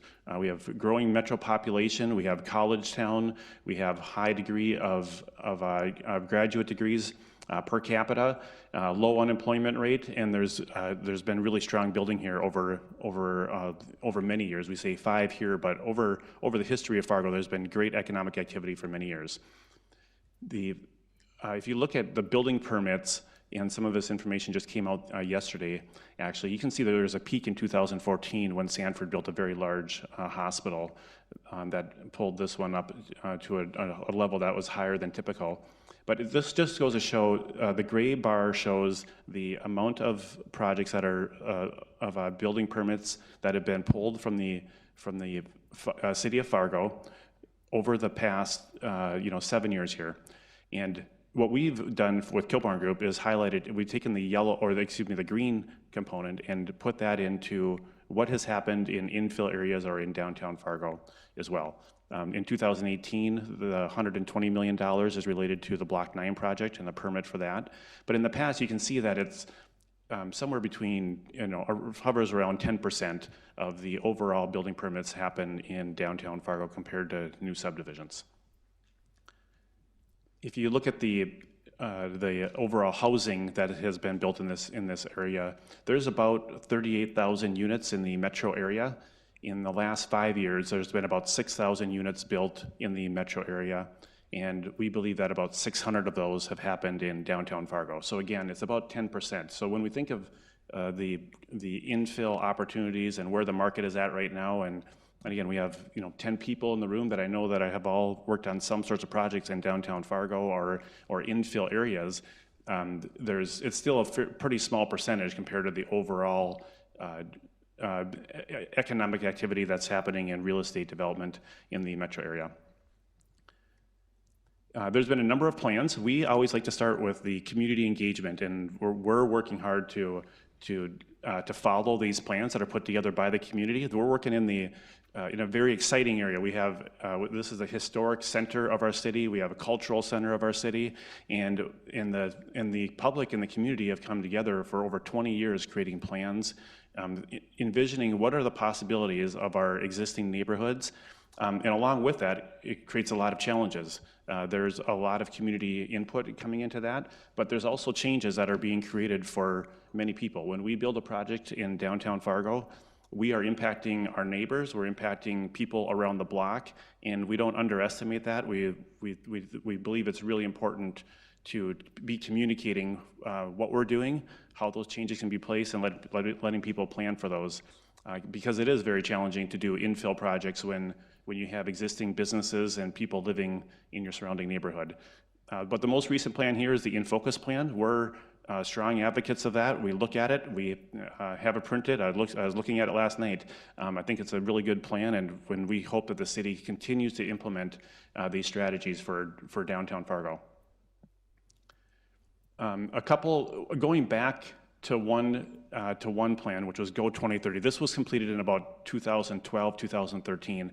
And I think from a community discussion perspective, we believe that there's a discussion that's been very lively for, I'll say, the past 3 years around the incentives that are offered as economic programs, their policies that are in place to promote infill projects and compared to new subdivisions.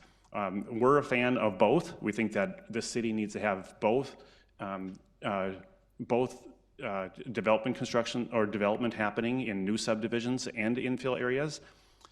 But we looked at this chart, and this just was right out of the Go 2030 program, where if you look on the left-hand side, you can see the benefit. It says, what's the net annual fiscal impact to a 40-acre site with different scenarios?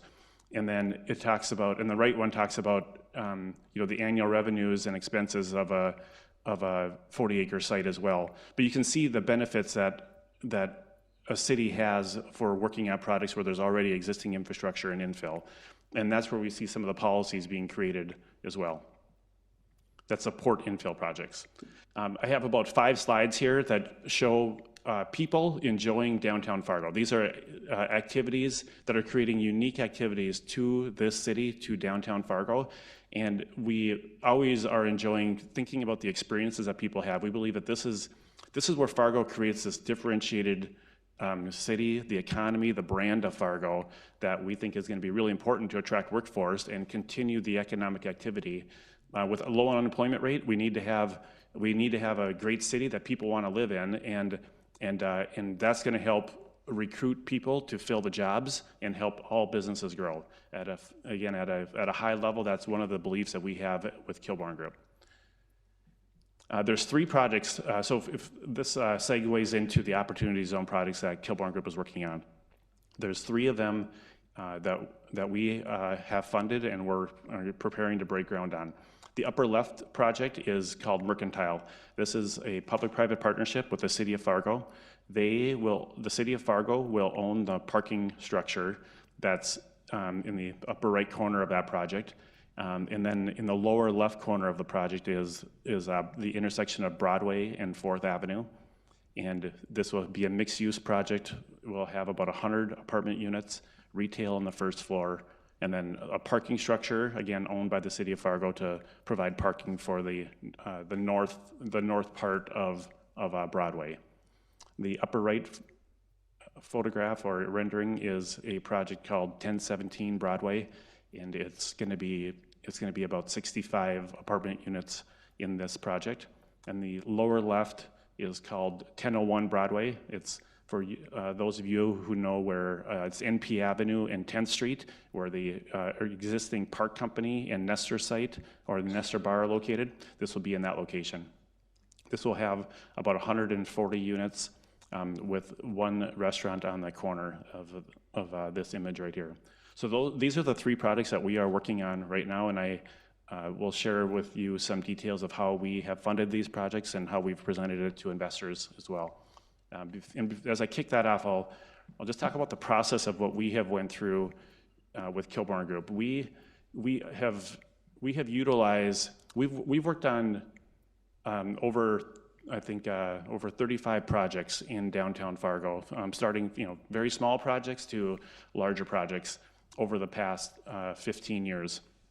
And in 2015, we started our first fund. It was a real estate fund.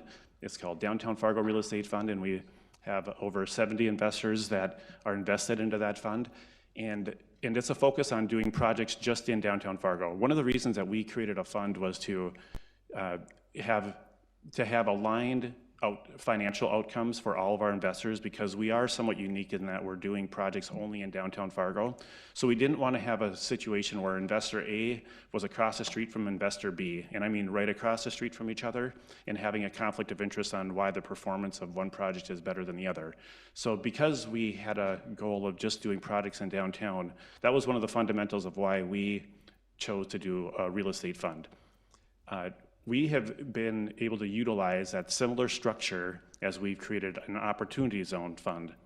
But one of the key components that we've always have utilized are the economic policies or the incentive packages that are available, through the city. They include the pilot programs, the TIF, and the Renaissance Zone. We have utilized, over the 35 projects we've worked on, we've utilized the Renaissance Zone, I believe, on every single project that we've worked on. We've utilized the TIF on 2 of them, and we've utilized the pilot, I believe, on 4 or maybe 5 of them. So we only use these programs when we have to, and the project won't otherwise move forward. I thought it was an important part of today's discussion to just emphasize that when we are working on opportunity zone projects, we still have to utilize these 3 economic policies to make these projects viable. So this is just an example of the but-for test that we complete when we apply for a pilot program. It gets reviewed by a third party called PFM that the city of Fargo hires. We submit our information to them and our pro formas. The next page is one of the pages from the 10-page report that's received back, but it basically is a test for a third party to review. Does the project need the pilot program or the incentive to move forward? And that's a process that the city manages. The next slide is a lot of numbers that I'm not going to cover, but I probably just wanted to. I've used this when I kind of sit down at a table to talk to policymakers or elected officials to emphasize why the products are needed. But this sheet here is intended to demonstrate why the product's needed, and it's so they can become financeable with a bank. When we have appraisals on each of our projects, we need to go get financing on them, and they all recover debt coverage ratios for any project. And this here goes to show the summary information from the PFM group that reviews our financials, and then how this gets communicated, over a 10-year horizon. This here's a 15-year horizon on, is there a need for a project or not? I think what could be, as I hear a lot about affordable housing today and opportunity zones, for Kilbourn Group, we 100% agree that we should have affordable housing in downtown Fargo. We should have diversity in our housing in downtown Fargo.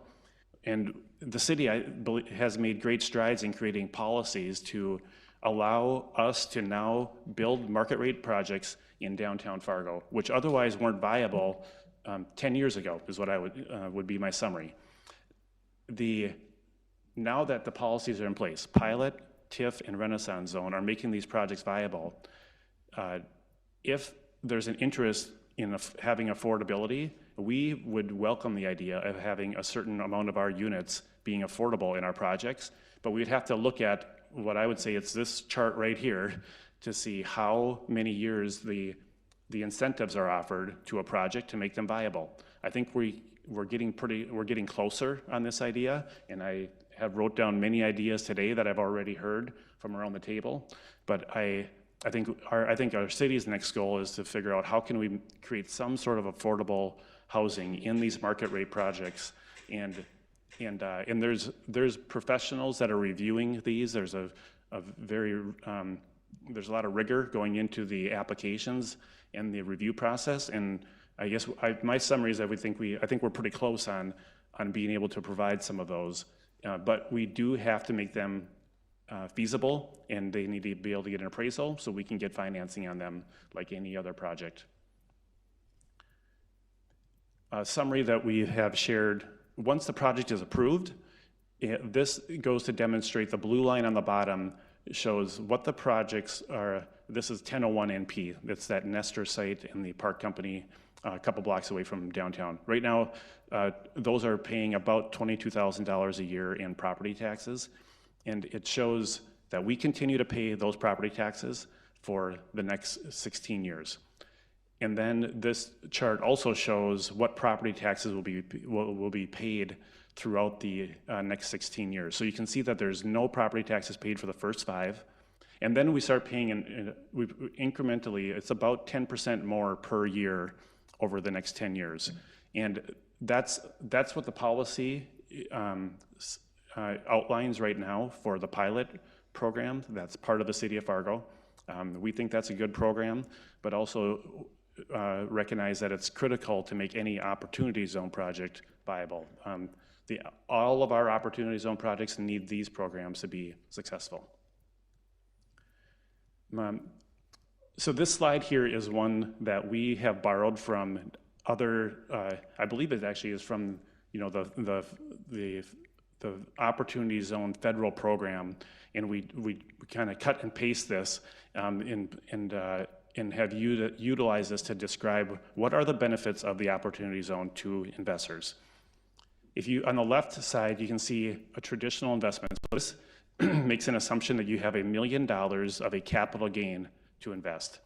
And it shows on the left-hand side what happens, what taxes are paid, and what kind of return you're going to receive after a 10-year investment with a 10% return. On the right-hand side, it shows the same investment, that's a capital gain, and you can see that there's a deferment on the very bottom. There's still, in parentheses where it says $202,000, there's still capital gain taxes paid in December 31st of 2026 on that original $1 million, but you get to defer it, so that allows you to make that investment over the next 7 years. As I've heard others at the table today describe, one of the biggest benefits is that you don't have to pay capital gains on the new gain, and you can see what kind of benefits this provides an investor. But to attract an investor to this idea, you have to be investing into a property or into a project that is what I'm going to call market rate investment with a return, like any other project, or like any other projects that are modeled in real estate for investors. So if you invest into a project that doesn't have a return, then you're not going to have any capital gain to forego, and then there's really no benefit for the investor, and you're not going to be able to attract dollars. That's been our experience. So the last page is just kind of general thank you. And as I've been sitting here today, there's a few comments that I wanted to add to the to the discussion. I would when we have met with investors about the opportunity zone and one comparison that we have made is that it's similar to a 1031 program. And I say that because the 1031 program allows you to take a capital gain from a piece of real estate that you own and defer that capital gain payment if you invest into another piece of real estate. And for the first time, the federal government has allowed a capital gain that's been created from a stock or a bond, and you can defer that capital gain payment if you invest into an opportunity zone. And from what we understand, this is the first time the federal government has ever provided an incentive for that. And they believe that there's many, I forget how many trillions of dollars in capital gains in the economy. There's over, I think there's 8,700 opportunity zones across the country. And they are trying to get that money into these areas where infill is happening, or where they want infill to happen. It's important for communities to be doing that. In general, infill projects are more challenging. There's more risk compared to new subdivisions. And so I think, Kevin made a comment about, how do the 3% additional return help out investments into opportunity zones? And I've talked to probably over 100 investors myself in the past year. And what we have heard positively is that the Opportunity Zone program has absolutely helped us attract capital to projects in downtown Fargo that would otherwise be considered risky. If you have a couple $100,000 that you want to invest, and you're going to put it into a project that might be more predictable, into an area where there's property lines, contamination, many components around a new subdivision versus an infill. It certainly has helped us attract capital to infill projects. And overall, I think there's a really strong goal that the community has put into place, specifically in Fargo, about having redevelopment happening in our downtown, thinking about those plans that have been put in place over the last 20 years. So that captures, I think, everything that I was hoping to share about opportunity zones. We've spent a lot of time on this, and I'd certainly welcome any questions or follow-up afterwards, about the zones and how we're applying them for Fargo. Thanks.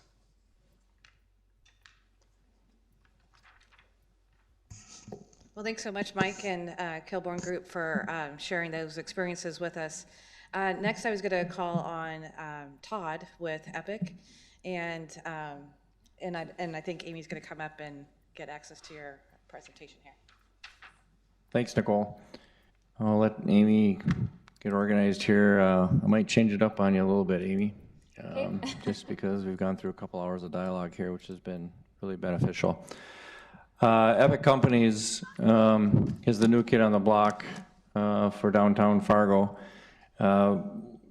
We've done quite a bit of work in an urban setting in West Fargo. We've done some in Grand Forks. And we're no stranger to layers of funding for projects, so I can pronounce that properly. We have 5 affordable housing projects. Our most exciting one right now is in Minot with the Resiliency Fund, the HUD Resiliency Fund. And it's been an interesting experience, but at the end of the day, we're gonna have a really a good amenity for Minot, doing some affordable housing out there. It's in relation to the flood and mixed-use project. We were the poster child for that, for Minot's $74 million project or funding, and so we completed one. We're starting 2 more this summer. I've worked a lot with North Dakota Housing Finance Agency and their HIF projects. Bank of North Dakota, they're used to seeing our information come through, both on the market rate and the affordable rate. So, part of what I'm going to touch on today, we're going to get into detail tomorrow, and that's we do own the land next to the high-rise. With Matthew Pike and his group, and so if we could show that slide. Amy, just go through that. Yeah, that's the one I wanted. The orange, I'm a little colorblind, so we'll go with it. Call it orange or yellow. Okay, that's our property. We partnered with the owner of this. It's a strip mall basically, in a few pieces. It's been there since the 70s, and it's right on Main Avenue, which has been reconstructed. And then to our east, which is towards the Moorhead side, the Minnesota side, the city of Fargo has what's left of an area that they acquired and did some flood protection and different things, and that's some green space right now. And then obviously to the south is where the high rise is that we're going to be touring tomorrow. We're looking to, we as a community are looking to figure out what to do with that space and the folks that live there. We've been through this project before, or a project before, where we've had to move people and recreate homes for them, and it's a heartfelt deal. There's no question about it. It's the human side. When we rebuilt, literally, we're in the process of rebuilding downtown West Fargo, and people didn't even know there was a downtown West Fargo. It was first, you got to start with the human side and work through that, and downtown West Fargo is going to go from a tax base of $5-6 million to over $80 million just with our projects. And it takes time, and it takes patience, and it takes lots of different government agencies working together. And I hope we get into some more details of that tonight, either over a beer or tomorrow in the public forum, whichever Joel wants to do. That's why we're here. Anyway, so that gives you kind of an idea of how we may fit into the project down the road. If you want to go to the next one. Go right past this one. There you go. This is the current project for those of you folks that came from afar. As you can see, it's tired. Its tax base is just between $3 and $4 million, depending on if you're a seller or a buyer, but the tax base is $3 million from the county side. Part of this strip mall isn't used anymore. You can't. It's just got more damage than makes sense to reinvest back into it. And the other part does have some tenants. And we've met with all of them and talked about the future, and some are apprehensive, some are welcoming it. So you have to kind of approach that. And so to stop here for a second, this is part of the investor side of us just communicating with people that have potential large capital gains that, this is very similar to a 1031, except it's stock or whatever it may be that they can roll into this project. And I'm not an attorney, I'm not an accountant, I just try and help people and figure things out for investors. The 2.9% is handy when people are flashing me their retirement accounts are averaging 17-18% returns. So it really depends who you're talking to. But really, if you tell the right story and up front, there's a lot of people that want to help and want to help with this program.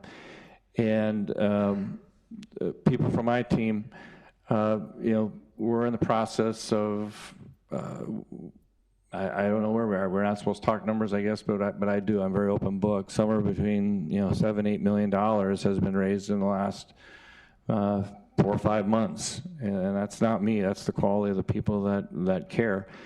And a vast majority of that money has really come from Western North Dakota, which I find interesting. And there's some that are on hold until we understand, are we going to be a part of an affordable housing project or not? Because if we are, they're in for more. And so it's really, it can be approached the right way. We're going to be heading to Minneapolis and visiting with some people that have heard about us. I'll be brutally honest, and open book as I am. They've been courted by opportunity zones in Chicago and other places, and they're like, we'd rather go someplace that might work a little bit better and something that maybe we can touch and feel and be a part of. There's a lot of options for investors out there, and it's amazing how many aren't pulling the trigger yet. And you know, we as developers and agencies, you need to keep working on that. You know, the time's ticking, especially for this first round, and you know, we've raised a bunch of capital and we want to put it to use on this site. So I'm going to show you a glimpse of where we're headed. This is the site plan. This is not our choice 1. This is like choice 4, maybe. And I'll talk about that a little bit. If you can go to the next one, Amy, I think. There you go. This really gives a perspective of where we are.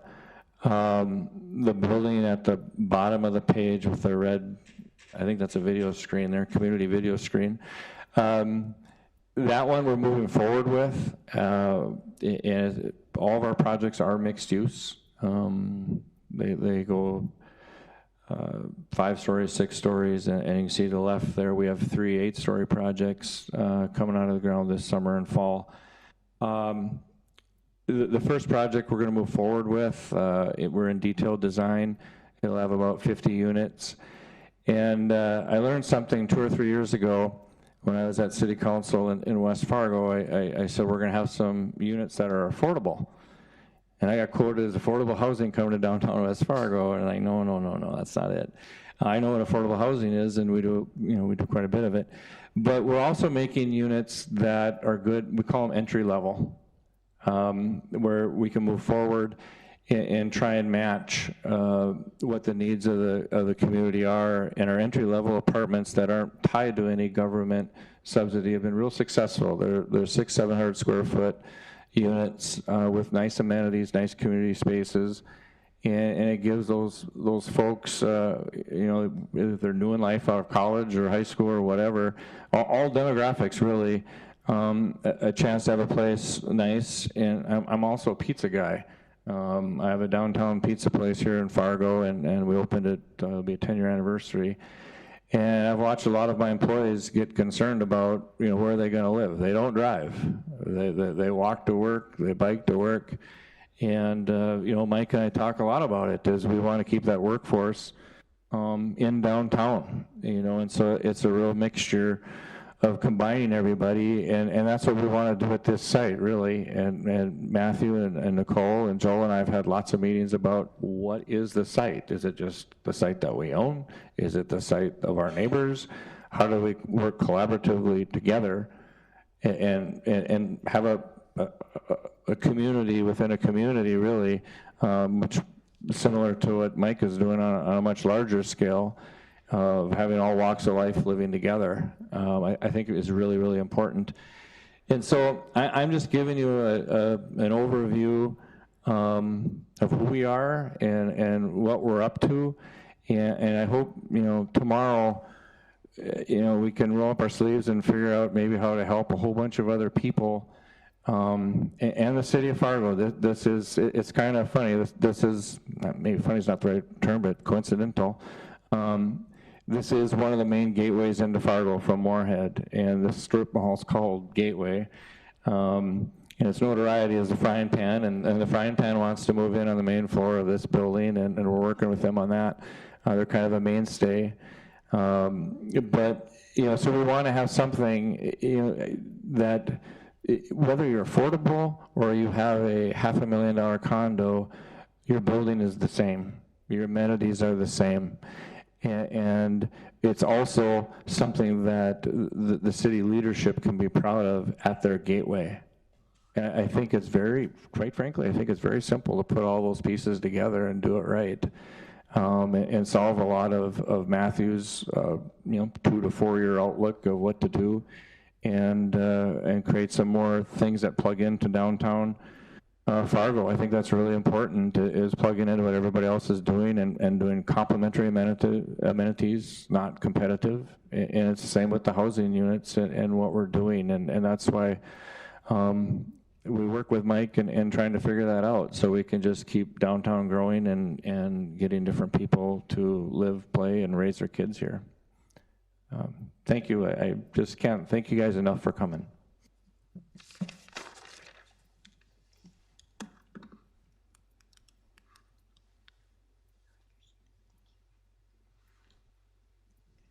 So next is John Eunice with Eagle Ridge Development. Yeah, thank you. So one of the things I really wanted to talk about was opportunity zones, the access to the type of capital that would take advantage of the opportunity zones, how that compares to some of the traditional real estate type investment opportunities that are out there. Todd mentioned this on when he was talking about retirement accounts. I think one of the challenges that opportunity zones probably are having right now in terms of raising the capital is if you look at 2019, the S&P gained 30%. That's a huge number. The types of people that are going to be investing in opportunity zones generally are going to have some large stock sales of some kind, whether it be in a business or whether they're invested in the market. So I think that, and it's a question that I've had, is how much of that money that's invested in the stock market really wants to invest, take their money and diversify and invest into real estate.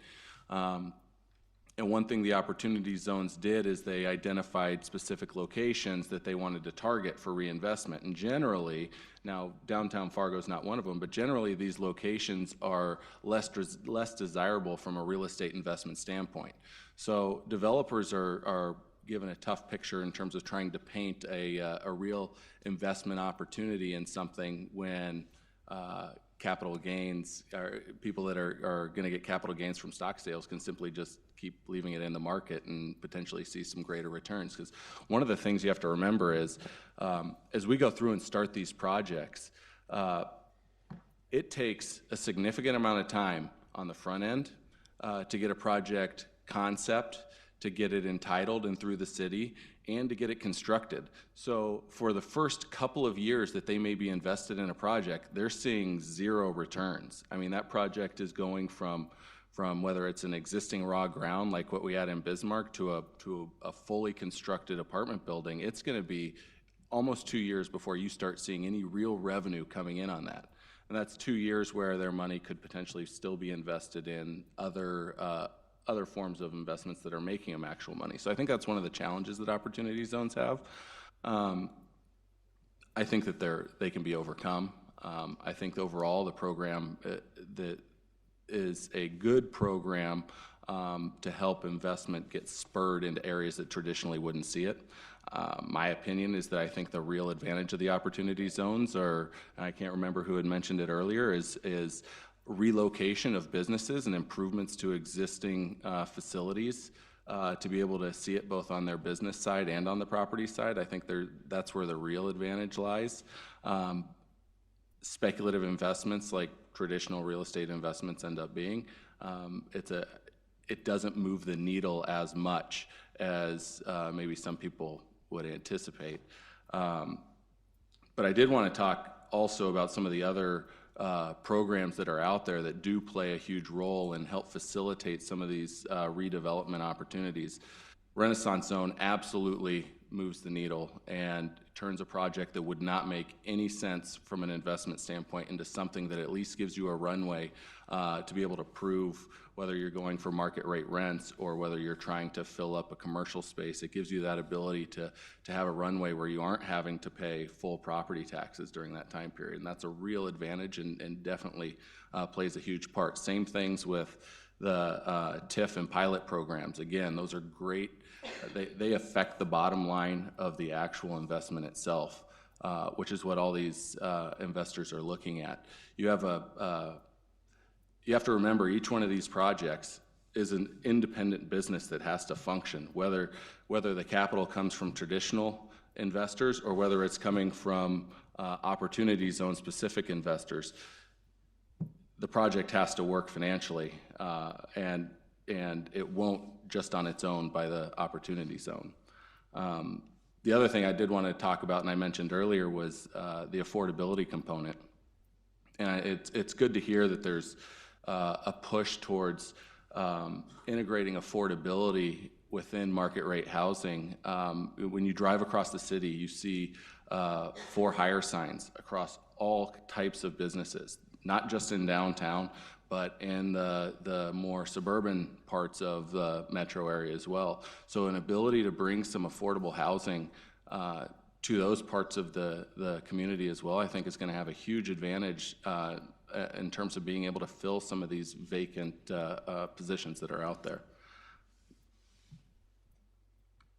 So it's really, those are the items that I really wanted to talk about. Like I say, I think the city of Fargo is doing a great job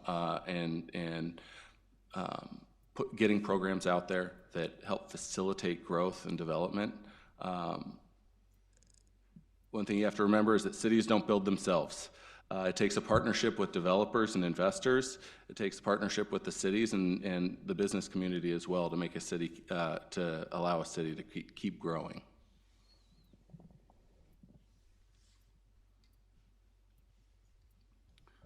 John, I was just going to piggyback on one of the comments you made. Here in the state of North Dakota, we have anywhere from about 15 to 30,000 open jobs, depending on what source you subscribe to.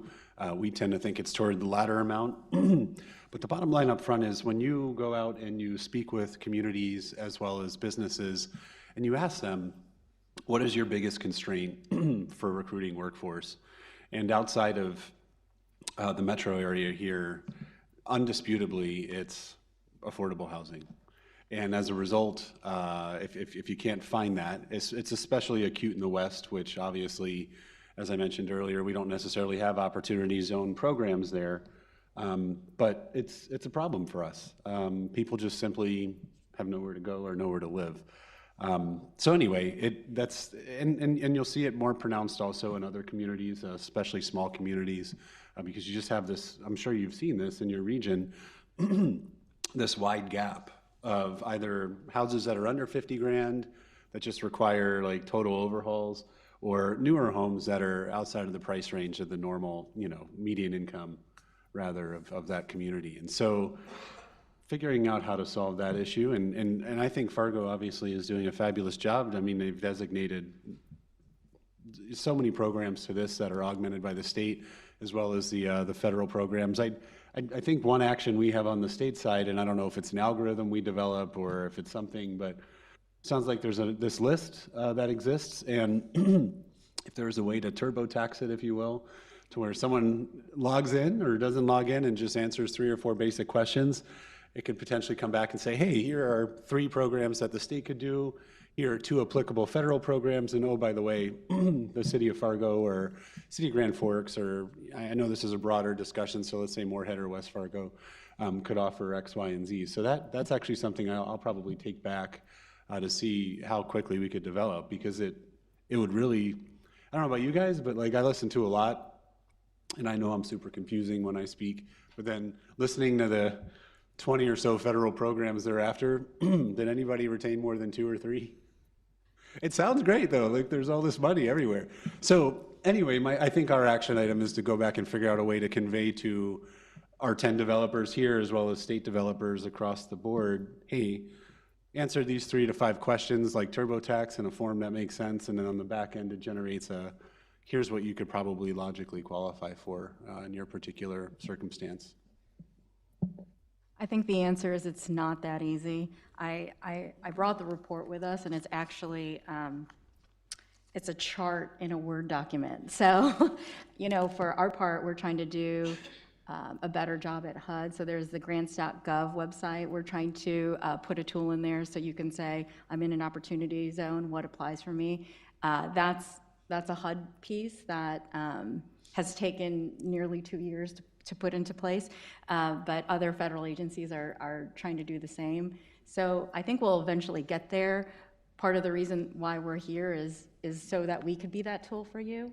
Reach out to Joel or any of the other federal partners, and we can help walk you through that. But yeah, I agree. It would be a lot easier if it were like that, but unfortunately, we're not there yet.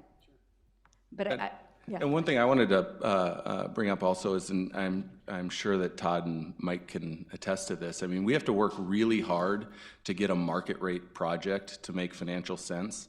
And so to incorporate any sort of affordable housing component, it gets to be exceptionally difficult. And generally there has to be some sort of program that we can utilize to help offset that reduced income that we're going to have because we're going with affordable rate for a certain percentage of our units. So if there was an easier way to, whether it's a voucher program or what have you, to be able to incorporate that, I think you'd find that developers generally are open to it.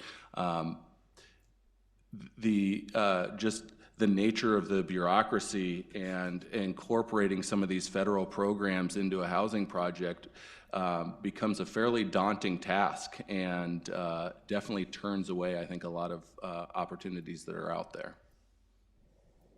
I totally get it, and I think there's a realization that opportunity zones are not the panacea, right? They're just a tool in the toolbox.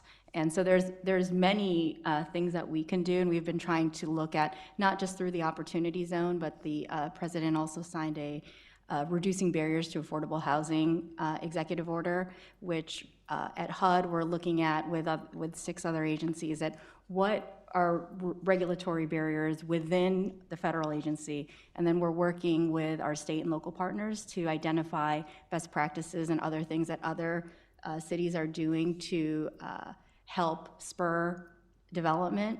So it could be, you know, zoning, it could be parking issues, a whole plethora of things that we're trying to identify that will incentivize developers to make these projects work. So we often say opportunity zones are not going to make a bad deal good, but they can sweeten the deal. And you know, as you know, in housing, it takes a very long time to get these through. So I'm just going to point to Mark, who has been working on some of these to help answer, and then Joel over there, who can help with some of the vouchers or the project-based vouchers. But you're right. It can be very difficult and challenging, and it can be very bureaucratic. We have tried very, very hard HUD under the housing codes, and then you also have Section 42, for example, creating some of those housing programs, the low-income housing tax credit program. They weren't compatible. Our timeframes didn't match their timeframes. It was very difficult for us as an agency, which was one of our goals, was to promote and do affordable housing, to marry the two programs together. Well, I think we've done that. We started with a refinance program under Section 223F for the tax credit program. Now we've moved that over to Section 221D4 program, which is the new construction, the 40-year amortization schedule. It's the no construction loans, no takeouts. You lock interest rate as soon as we shake hands on an initial closing.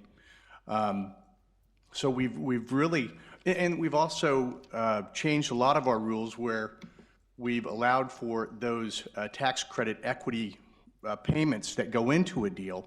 We've allowed a lot more flexibility in that regard as well, to try and marry the two programs. And as far as your point, you're right. It would be great if we could just pop in a few things and a sheet would pop out. I have come to find that it really depends where you're at, even municipalities you might be working with, on which programs are going to be best suited for a particular project. They're really tailored to specific sites. It gets to be very difficult. Whether you're going to use 4% credits or 9% credits is another resource. The 4% credit, we do a lot of work with. You said that's a resource that you oftentimes waste or don't use, which is unfortunate. I know a lot of states would love to have that from you, but we find that maybe that would be a better vehicle for a rehab type of proposal, where the competitive 9% credit is, because those dollars get stretched quite a bit further, you get quite a bit more equity for a particular deal. That might be better suited towards a 9% deal. And another point that you made, David, that made me start to think, you're right, it's hard to, because you have different you have different investors for an opportunity zone than you would for a tax credits. But then I was thinking to myself, well, you have two different vehicles really for that, because you really have, you know, your syndicators that are going to be purchasing those credits, right? And then you have these opportunity zone fund managers that are out there that are looking for places to invest the money that people have parked with them. And I do understand that one of the things that we need to figure out as all of the federal agencies is how do we marry, the difficult part is going to be marrying the time constraints between all the different programs. You know, when for opportunity zones, they've got a short window in which to invest those monies, and oftentimes a lot of these other federal programs aren't exactly quick. And that's something that we do need to get better with as well. But I do think that conversations like this will really help us get to a point to where we can marry all of these different programs to where it can develop or benefit the developers such as yourself, to where you can make these things pencil, and so where they work, and so where you're incentivized to actually go build these projects in these areas of town that may not be as desirable as a downtown urban setting. And then again, you also need to be able to make them pencil with the particular rents you're going to get in these. They're opportunity zones for a reason, right? And you're not going to command the same rent structures as you would for, you know, a thriving part of town. That's the whole point, is to try to incentivize developers. We've always been cheerleaders for this type of development in these types of communities, but we've never really had the carrot to incentivize developers. And I think that's some of the things that we're really trying to pull together now.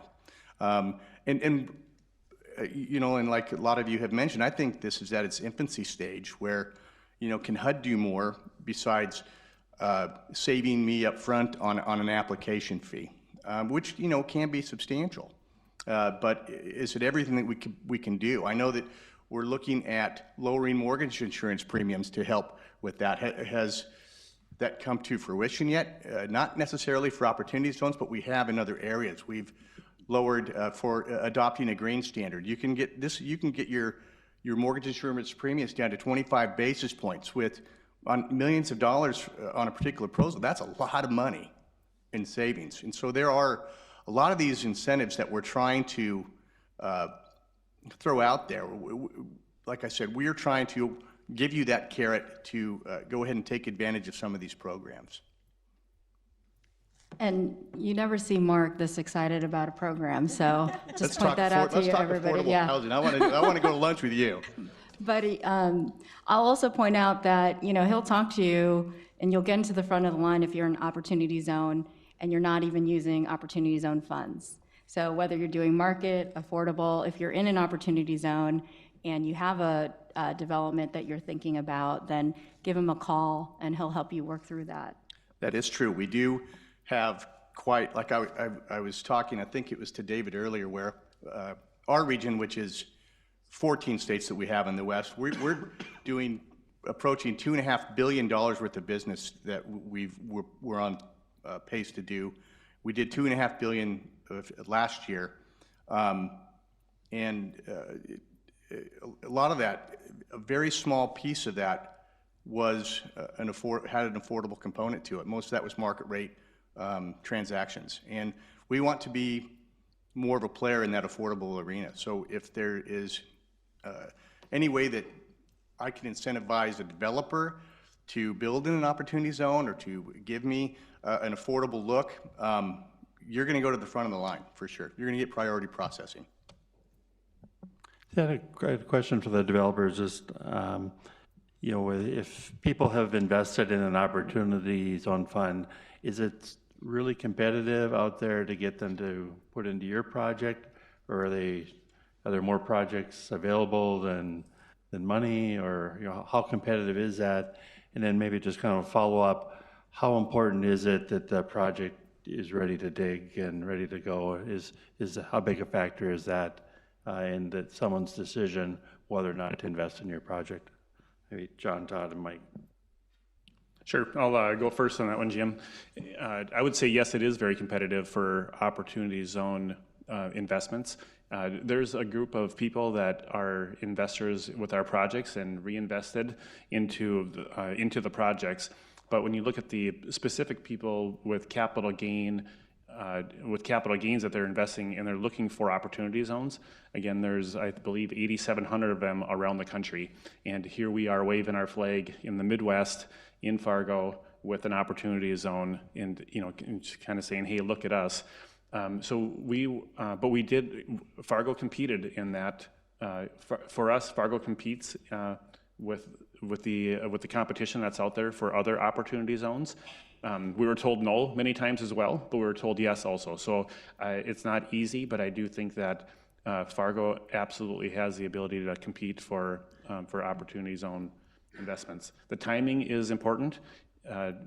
There's a lot of hurdles to go through, and you have to put a lot of money up front into these projects to prepare them to apply for the pilot program, to apply for the Renaissance Zone or a TIF.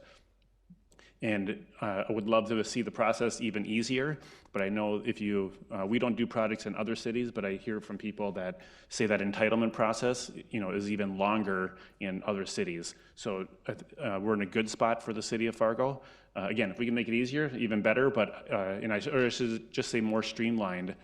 But it is important to have, to get that entitlement process done pretty quickly, because there's actually 30 months that you have to make the investment into once you take the money from an opportunity zone investor and put it into the fund. So you have a timeline that you have to deliver on and get that project going.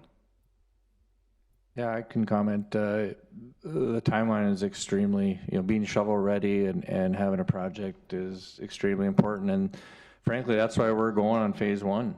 We need to accommodate that, and 90% of that needs to be burned up in 30 months. I think it's really important, and we buy time, then we can look at the rest of the area, the neighborhood. Fargo is kind of unique. It's very unique, really. I mean, as I said earlier, to attract it, Western North Dakota gets it. There's a lot of people out there that made a lot of money, and they've lost some money on some things too. And Fargo is that stable area on a regional level. So that works out okay. Getting to James' stuff, you mentioned North Dakota, and everything is boom or bust. And so you got to kind of get Fargo out of that. And once people understand that, in Minneapolis, there's a lot of opportunity zones or funds looking for places to go from Minnesota, and they get Fargo somewhat. But it's all about timing. There's no question about it. If you're just having a diagram with no real teeth, good luck.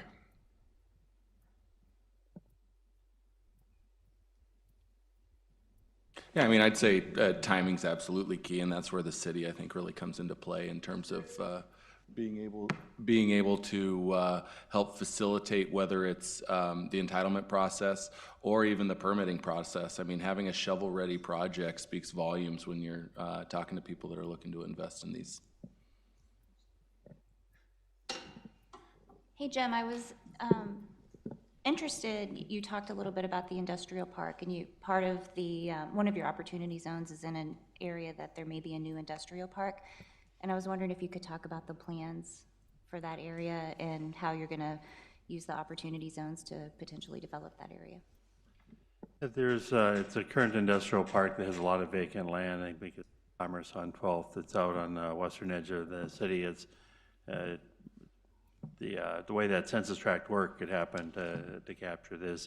The other factor that we have is the city owns some land west of the landfill that was planned for landfill expansion, and that's not working out anymore. And so that's got some potential for industrial development. And so we've been working with our EDC to make, as they're recruiting primary sector companies, to let people know that these are their sites that are ready, and hopefully that can attract some investment to the region. And do you have public infrastructure needs? I mean, that's sort of one of the things that EDA could potentially help with, and Alex could talk about that. We do a lot of industrial park projects, but that kind of goes to my point earlier of helping to become more investment ready. So if you need, road construction, sewer construction, that might be able to attract businesses that makes the park more attractive overall. If Be a potential. That particular park does have infrastructure, however, the land west of the landfill, I'm not sure how much water and sewer it's adjacent to the site, but not, stubbed into the site. The one area we would like to visit with EDA about is in our downtown, this Mid-America Steel site that's by the river. I think the water lines are 100 years old and 4 inches or something like that. And the sewer, and it's on the need list that we need to replace it, but it's not high enough for its scheduled yet. And there's some other potential development downtown, particularly on this NP corridor, where we don't have the adequate infrastructure just because of the age and capacity. And so to the extent that we could get assistance from EDA on that, that's something we want to discuss with you. Just to mention something, James, you talked about your creating like a project funding.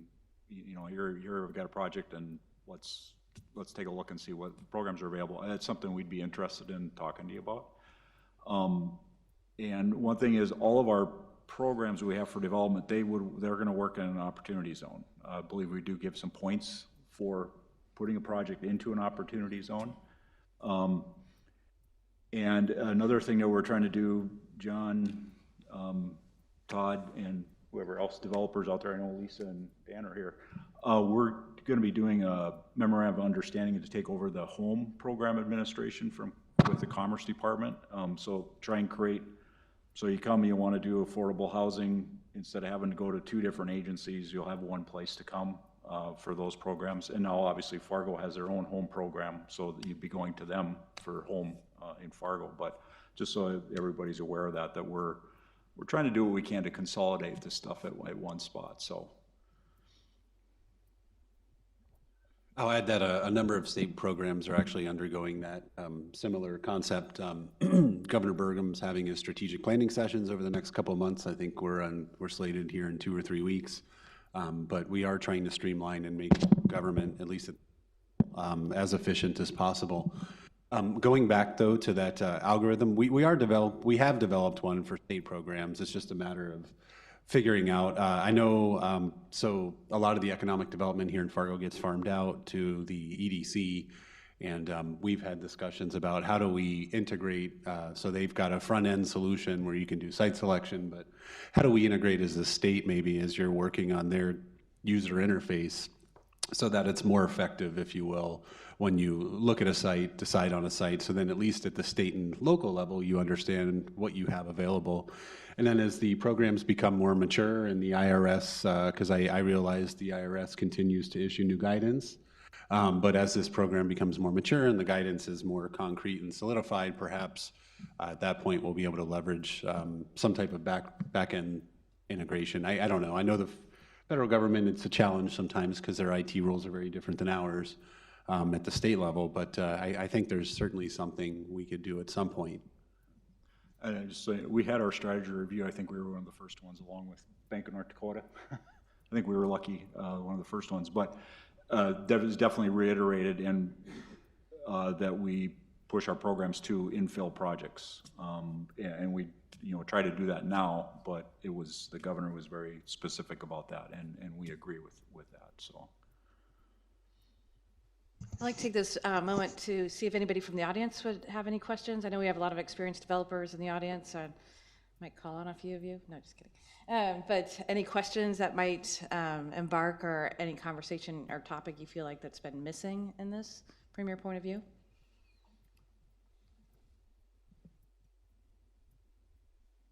Ben, do you want anything to say here? No?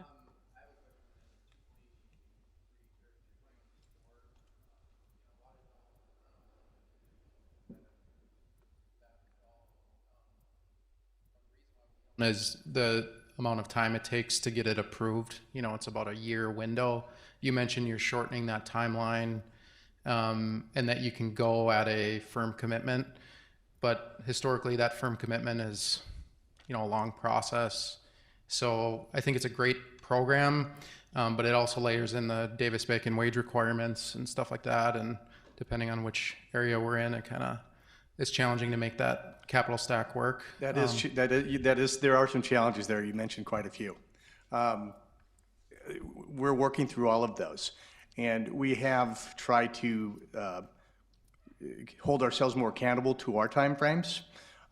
There are a number of things that go into that as well. So when an application, there's a two-step process. There's a pre-application stage, and then we issue a letter of invitation to submit a firm application. We have shortened that window if the developer, or more so the lender, can demonstrate that they're ready to come in for the one-step processing. Will allow for it. But plans and specs need to be done. There's a lot of work that needs to be done up front before I'll consider that, because there are a lot of speed bumps that the pre-application lets us work through. There are environmental issues. There are, in the Dakotas, one of the stumbling blocks often can be tribe. We got to work with the tribes, notify them, give them time to respond. So there are some. And Davis-Bacon has been one that a fight that I've had taken on a little bit too much personally, I guess. Environmental has been another challenge. So there are a number of, if we have a site that is ready, if a developer's got plans and specs done, if we've got the phase 1 environmental reviews completed, and they can demonstrate that we're ready for a one-step processing, I'll have you out the door in 60 days. It's got to be airtight, though, for that to happen. All of the third-party reports have to be very supportable. There are a number of things that need to go into that, but I'm sure there's a lot of people that would disagree with me on that time frame. Yeah, I'd love to say that. We'll have 40 applications in soon. I'm sure everyone else in the room will. But yeah, it's a tough process. I mean, we think that program is great. It just creates some challenges because some of these projects only work because of your program. So then we go spend all the money on plans and engineering and all this stuff and all the fees, and then find out we don't get your program. It's a dead deal. So we could walk away from hundreds and hundreds of thousands of dollars. So I think it's an interesting, if there's a way to improve that process, I'd love to, create some discussion points on that. But I think there's multiple people in this room that maybe have tried it as well. And yeah, I can speak. When you look at the front end work that goes in, I mean, as a developer, you're risking your time and to go after a program like that, I mean, you're committing to it. And by committing to it, the design time costs that you have into it are not the same as what they are if you're doing a traditional financing program. So we end up over doubling and sometimes, in some cases, tripling our upfront costs on the architectural and engineering fees. Those are costs that we don't get back, whether or not that we get approval from your program. So that's one of those things. And that's why you probably don't see as much involvement from the development community as you do, is because of the amount of time and effort that goes in on the front end to not have a guarantee that you're going to be able to get it at the end. Yeah, and you're both right. These programs were designed for that long-term hold. That 40-year AM schedule is it's crucial. Being able to lock, especially in this environment, to be able to lock that interest rate early on is very, very helpful. Not to have a construction takeout is very helpful. There are a lot of pros, but at the same time, do I deserve some of these arrows? Sure. But we are trying to get better. We've changed some processes. We do a single point underwriter model now, where we have the technical disciplines, the architects, the appraisers, all in a consulting capacity. And workload has been an issue. Like I said, we're struggling to fill all the positions that I need. And again, we did about $2.5 billion worth of business last year. And I would probably say in the 8 states that I oversee, the 14, probably 85% of that was new construction. It's been a very powerful tool. It has been one that's very sought after, and we continue to work to try and be better partners with the development community every day. And I realize by the time it even gets to me, for that first conceptual discussion that we're going to have, there has been tens of thousands, if not more, dollars already spent. So, and I don't take that lightly. So we're really trying to be better partners with the resources that we have. And just a note on the Davis-Bacon environmental, because that falls into this other initiative that we're working on at HUD, which is the regulatory barriers. And, you know, we did an internal call within HUD and said, you know, from our perspective, where can we do better? And those were two of the major things that people like Mark kind of identified. So we're working on it. It's still a work in progress. We're looking at how we can make that more seamless and expedite and look at where the bumps in the road are. You probably saw Evelyn chuckle when I said I had a little bit too much involvement, probably. I've been very vocal about trying to soften these edges on that jagged pill. We're making ground. I think, not to point arrows at HUD necessarily, but no, I certainly appreciate you coming to town to listen to local developers and listen to the development community overall. I think one of the things that makes us a little unique is, and you probably see this throughout your region, but even though we appear to be a big city, we're still very much a rural state and still very much a rural community. And I think from our developer interest, it's always interesting for me to learn more and more about our developers' capacity.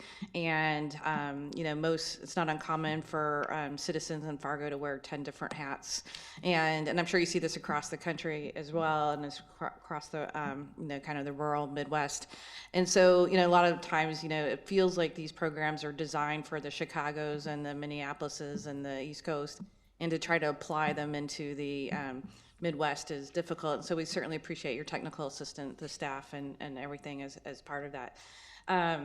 With that, anybody else, Dan or Lisa or anybody like to share any perspectives? We want to be cognizant of time and recognize that you might have the whole day to spend with us, but we don't want to trap you either. And but we want to thank obviously Bruce Grubb, our city administrator, and Jim Gilmore, our strategic researcher, on you know, helping host us today. And with that, we will probably conclude unless anybody has some closing comments they would like to follow us up with. Yeah, thank you, Evelyn. I just wanted to thank you and the city of Fargo for bringing us all here together. I think it's a really important conversation. I don't want to lose sight of the reason opportunity zones exist, which is to help distressed communities recapitalize. And one of the things that Secretary Carson said to us starting on this venture was that we needed to ensure that the benefits stayed with people who are living in opportunity zones. And so that's the most important thing for us.